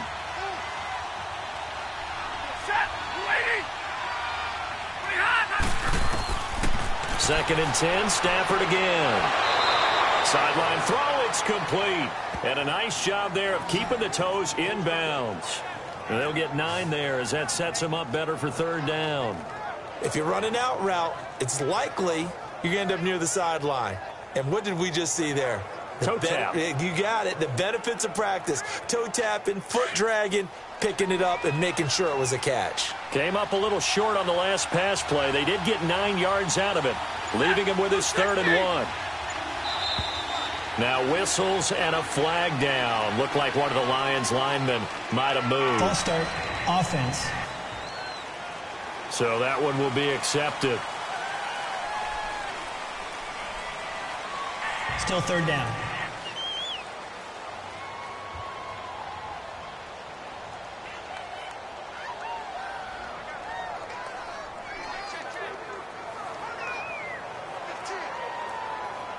Well, that's a tough, costly penalty because now it makes it 3rd and 6 after the false start.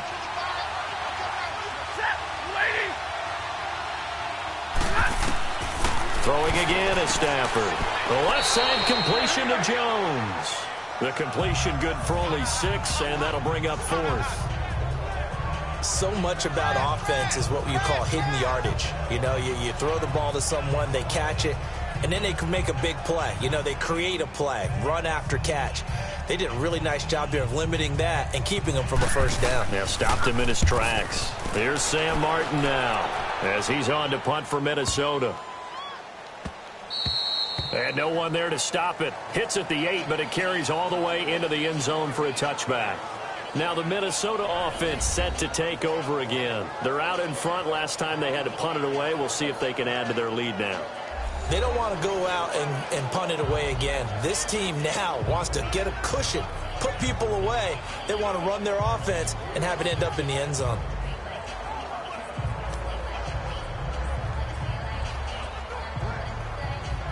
Cousins and the Vikings with a 1st and 10.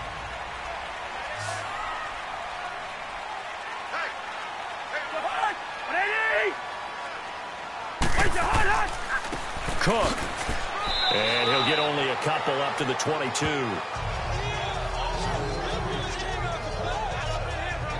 Offensively with the lead, you want to run the ball, keep the clock going, but you also want to still kind of be in attack mode too, right? So how do you do that and not come back on your heels? Yeah, think about all the practices we've watched where they have that tempo period to go over things just like this, where they describe the scenario, tell you what they're looking for, and make sure that they're still attacking, yet at the same time not going so fast as to leave too much time on the clock. And he'll get to the 29-yard line, brought down there. 6 yards is the pickup, and that'll lead to a 3rd down. Another nice pickup through the air, and I think a lot of people might expect them to run the ball in this situation, Brandon, but with this lead, they're electing to throw the football. Swings, slants, quick outs, things that they consider safe.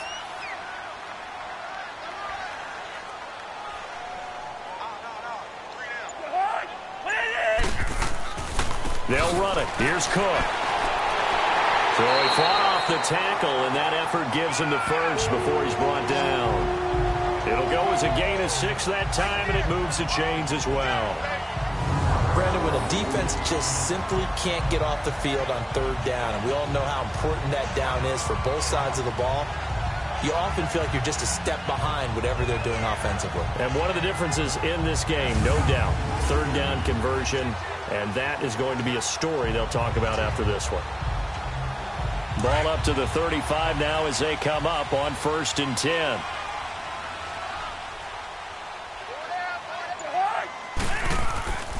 They run again on 1st down. Cook.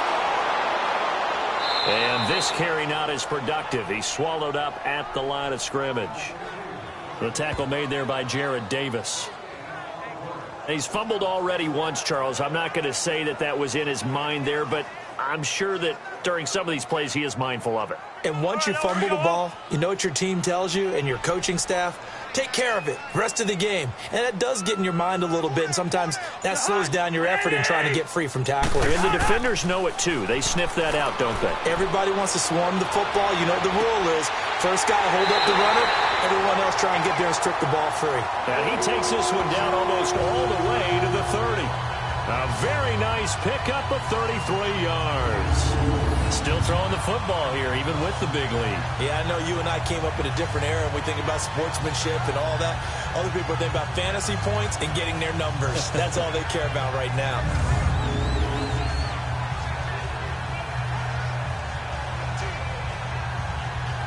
So the big play changes the complexion of things. Here's 1st and 10 just outside the 30.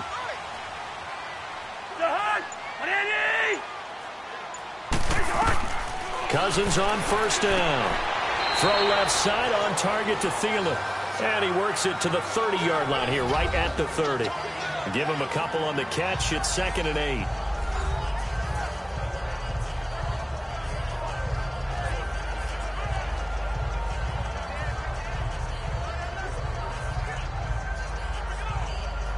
This drive's taken more than 3 minutes off the clock already as they come up on 2nd down.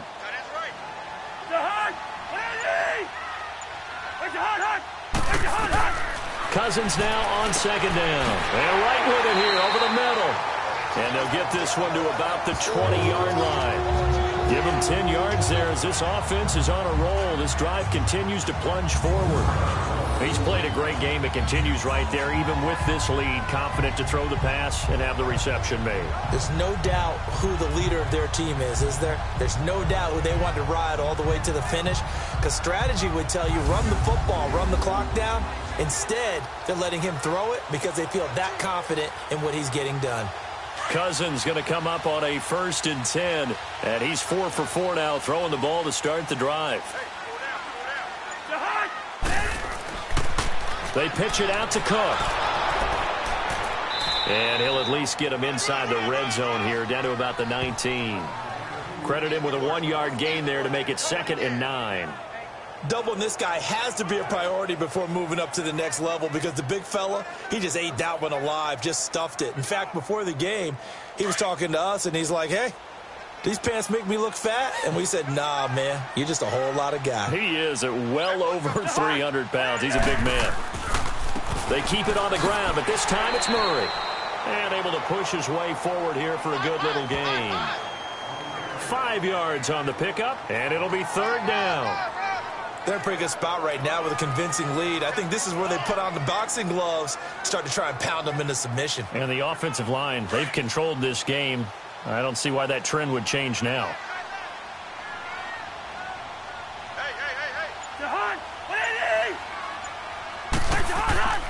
On 3rd down, Murray.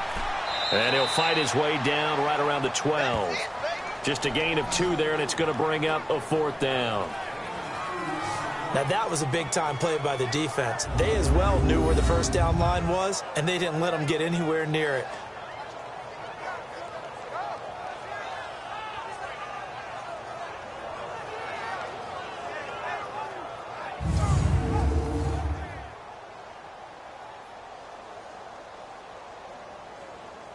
So out comes a field goal team now for the 2nd time here today.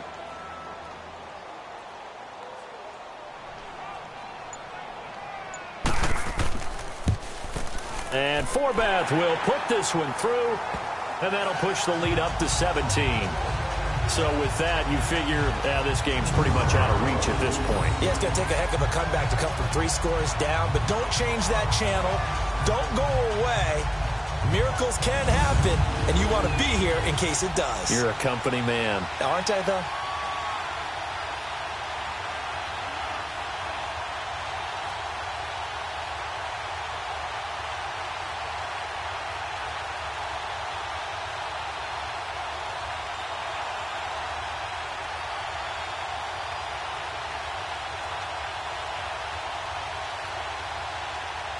Forbath now to kick it away after the made field goal. This is fielded at the goal line. And it's a pretty good return here as he'll get it up to the 29-yard line. Here's the Detroit offense now as they head back out onto the field. And down on the scoreboard, certainly needing to avoid what happened on the last drive, punting the football. Sense of urgency has to take over for them here. They know the score. They know the situation. And by the way, the punter no longer exists for their offense. That's how they have to treat this drive. They need points. Big time.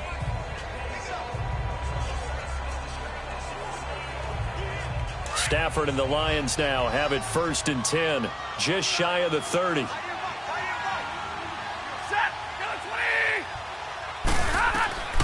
Out of the gun, Stafford.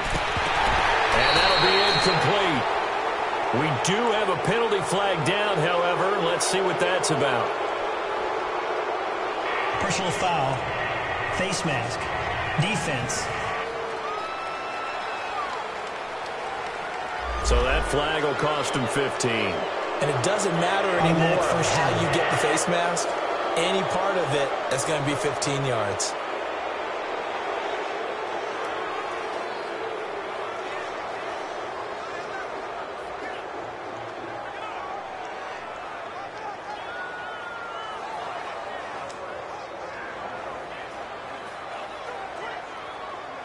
The face mask moves him all the way out past the 40 now for 1st down.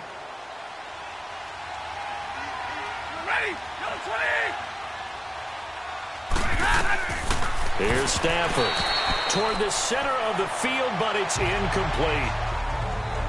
After that incompletion, I almost get the sense that he's going to look up at the booth and kind of look at us and say, hey, you guys got any suggestions? It's been that kind of game, hasn't it?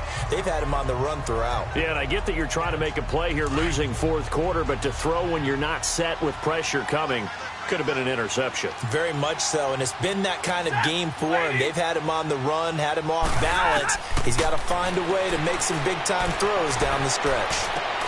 Oh, he's able to outmuscle him here as he pulls it in. 5th catch of the afternoon, and that gives him a 1st down. You cannot write these guys off just yet, not with a quarterback like that under center. You mean it actually crossed your mind with him running the team that you could actually maybe write this game off? Not yet. Not a chance. Not with him. We've seen it too many times.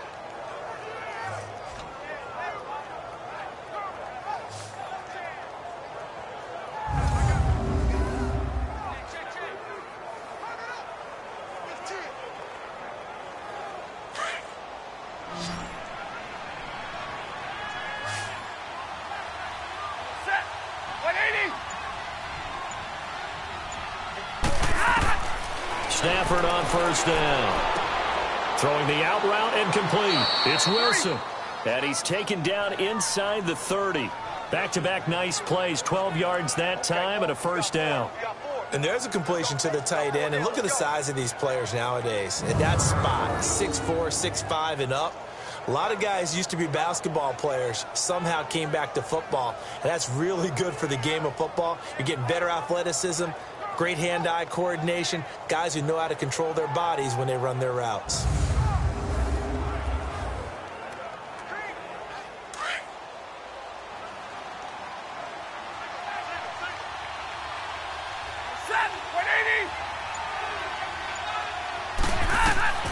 Now a 1st down throw, Stafford. And finding the tight end, Wilson. And inside the 20 before he's brought down. 10 more there and another 1st down. When this offense can get their tight ends involved, they can move the football. Here, a nice route, able to look it in, and picks up the 1st down.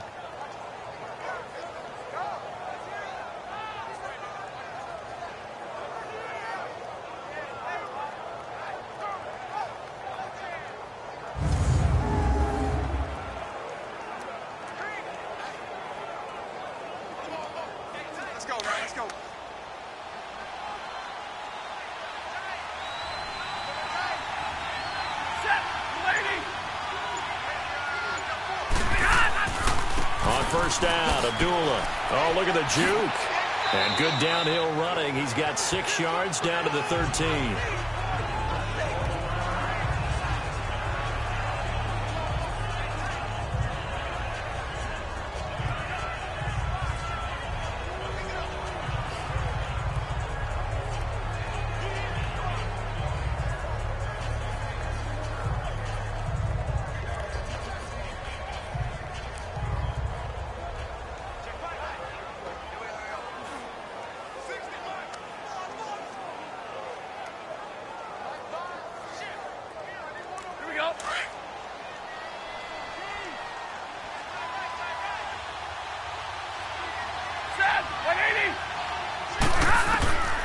On second down, here's Stafford. That's complete right around the 8. And he'll be brought down this time at the 5-yard line. Stafford to the former Seahawk Wilson for a Lions first. And the tight end is certainly a position built to move the chains because they can control space underneath. If they've got good hands, then, of course, they're a dynamic target. But one other thing is they're right in the sight lines of a quarterback on just about every play. And that makes it easier for the quarterback to pick him out and deliver. So they've been in the red zone 3 times, and it's yielded just 3 points. Can they find the end zone here on second and goal? Set, 180. From the gun, here's Stafford. Out to the flat for Riddick. And they'll be driven back here, losing yardage to the 9. A loss of a full 3 yards, and now it's second down. Really good defensive effort. They were all over that little swing pass out to the right side before lost yardage. Terrific read, better execution, and done with a lot of enthusiasm, wasn't it? Absolutely. They saw it all the way, ran to the football, and caused a nice play for lost yardage.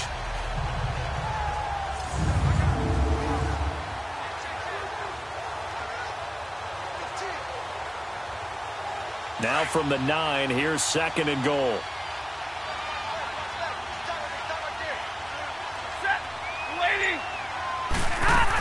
He'll get it up the middle. And he is met quickly in the backfield.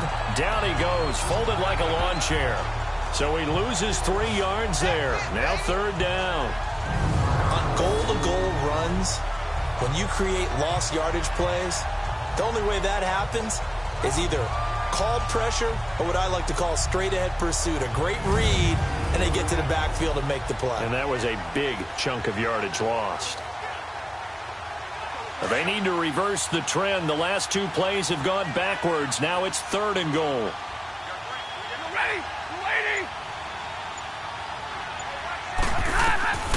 A shotgun snap for Stafford. This will be caught at about the 5. And he'll get into the end zone. Touchdown, Detroit. Luke Wilson, an 11-yard touchdown. And the Lions are able to draw a bit closer. Luke Wilson spent 5 years with the Seahawks, most of that time playing behind Jimmy Graham. I think he's going to get a few more looks in this Lions offense. He just capitalized on one of them right there. 11 touchdowns, 5 years with Seattle. I expect that number to jump in Detroit. Now Matt Prater for the point after.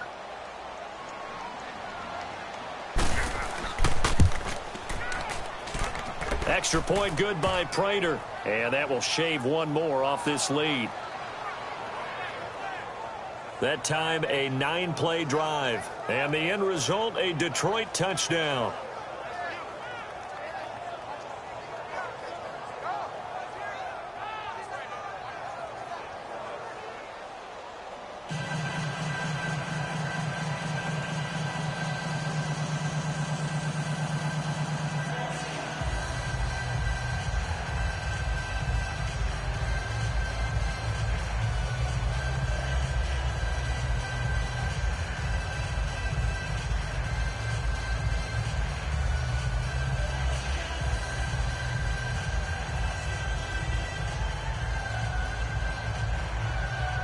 Two scores down, 3 timeouts left. Still a chance if they can somehow get this one back.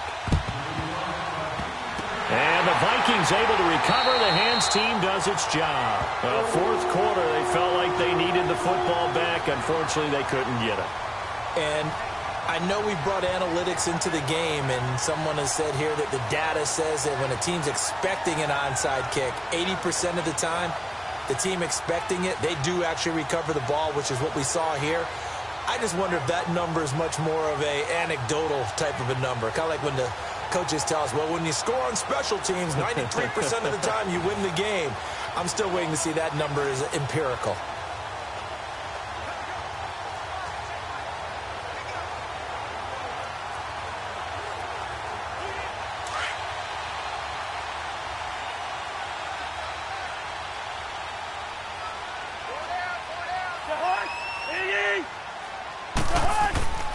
On first down, Murray.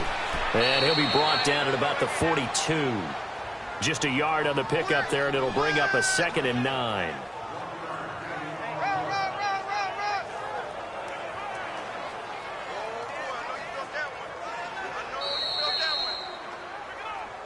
time for a break. We're back to finish this one off after this.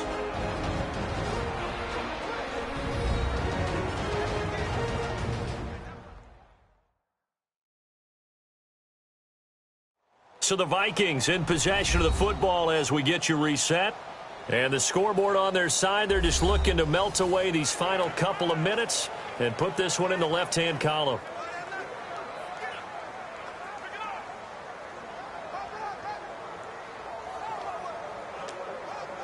So 2nd and 9, and you'd have to figure just about all 11 probably crashing the line here. Back to the ground, this time Cook. And forget about finding a lane. He barely had time to look up before he was planted in the backfield.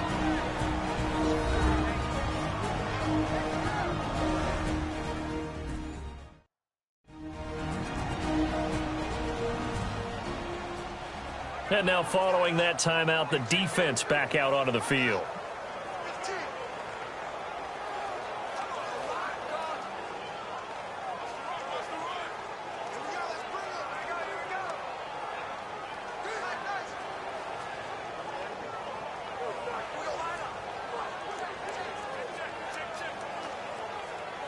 Now, this is a big 3rd down, and you'd have to think we'd see a timeout right away if they can't stop him here.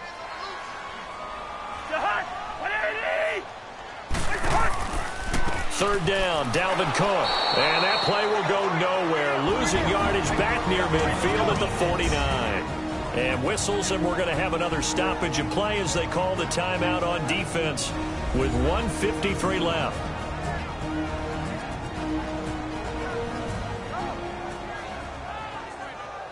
The defense, they got a little bit of a breather. Now they're back and set as we resume play.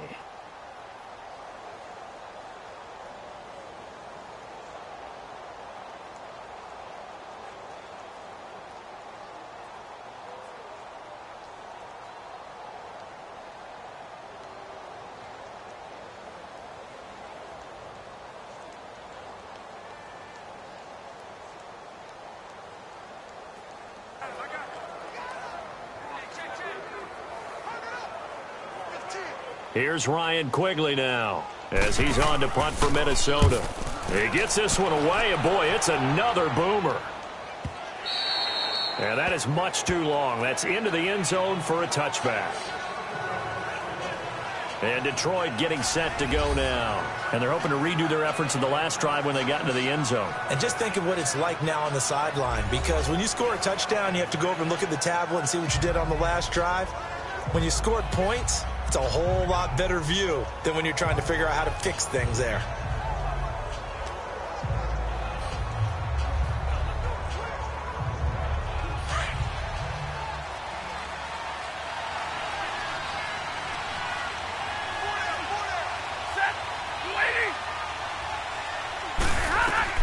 Stafford now to throw.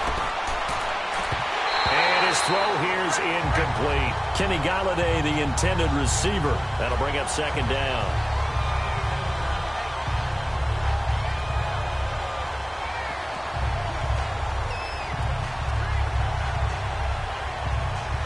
After the incompletion, they'll try once more from the 20-yard line on 2nd and 10.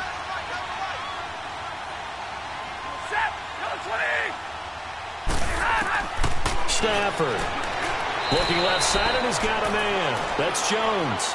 6 yards is the pickup, and that'll lead to a 3rd down. Clock running, about to hit 90 seconds to go in the game. Now whistles and a flag down. Looked like one of the Lions linemen might have moved. False start, offense.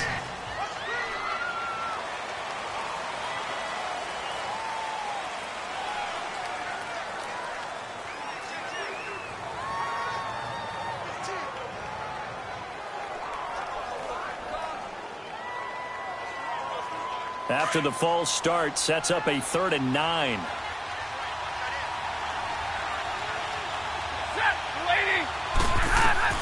Now Stafford. And he couldn't hang on to it through the contact. Incomplete. And I think we'll probably see him go for it here on 4th down. No reason not to. Down a couple of scores, they have to try and make something good happen. All right, they're going to try and keep hope alive here on 4th down. They're going for it. Set. 180. They'll run it now out of the gun. And, boy, this is going to be close. That mark looks a little short, and he didn't get there. They had to go for it with such little time remaining. And the Vikings, they have the football now in excellent field position.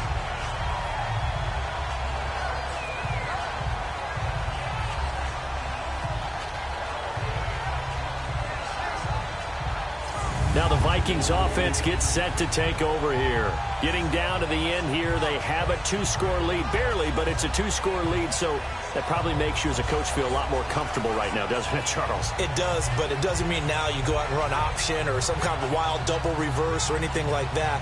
But you do know that if anything does go haywire, you're still in control of this game. I want a double reverse, don't you? I'm just waiting for that day where we actually see something like that in this situation. We'll see what happens here. The 4th down run successful. Now they look to pay it off on 1st down. 1st down, here's the run with Cook. And he will lose yardage here to the 31-yard line. And play is stopped here. Timeout. It's the defense calling the timeout here, as they'll talk things over prior to this upcoming 2nd down play.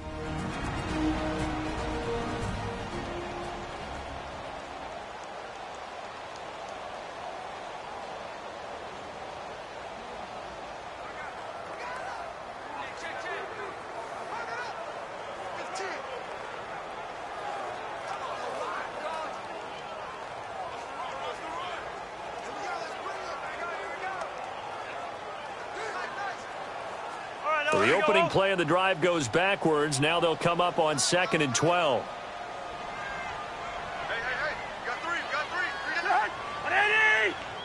Victory formation time for the Vikings as they'll take a knee here.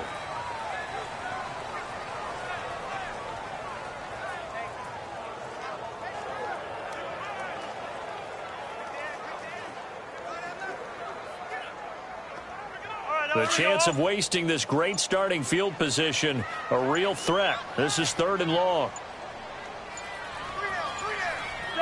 Cousins is going to take this one down to a knee and end it. Listen, anytime you take a knee to end a game, that means you've won it. So it doesn't matter whether it's home or on the road, but there's something a little extra special about doing it in front of your home crowd, isn't there? And the home crowd applauding. They're happy with what they've seen. Chalk this one up in the left-hand column for a win. Yeah, that's right. Head to the locker room, throw the wristbands in the crowd for the kids, your gloves, your towels. Get to share it with the home team. And, Charles, I think when the schedule comes out, all teams, no matter where they're predicted to finish, talk about protecting your home turf. They were able to do that here in this one. Similar to a tennis match, right? Not letting them break your serve. That way you hold on to it. They got it done, and they feel very good about that victory.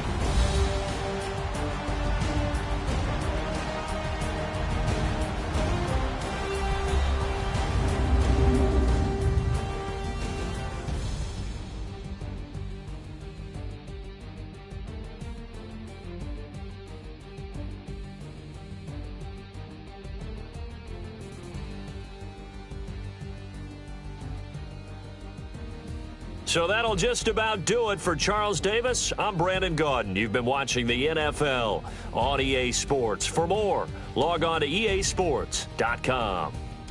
It's a win for the Vikings as we say so long from Minneapolis.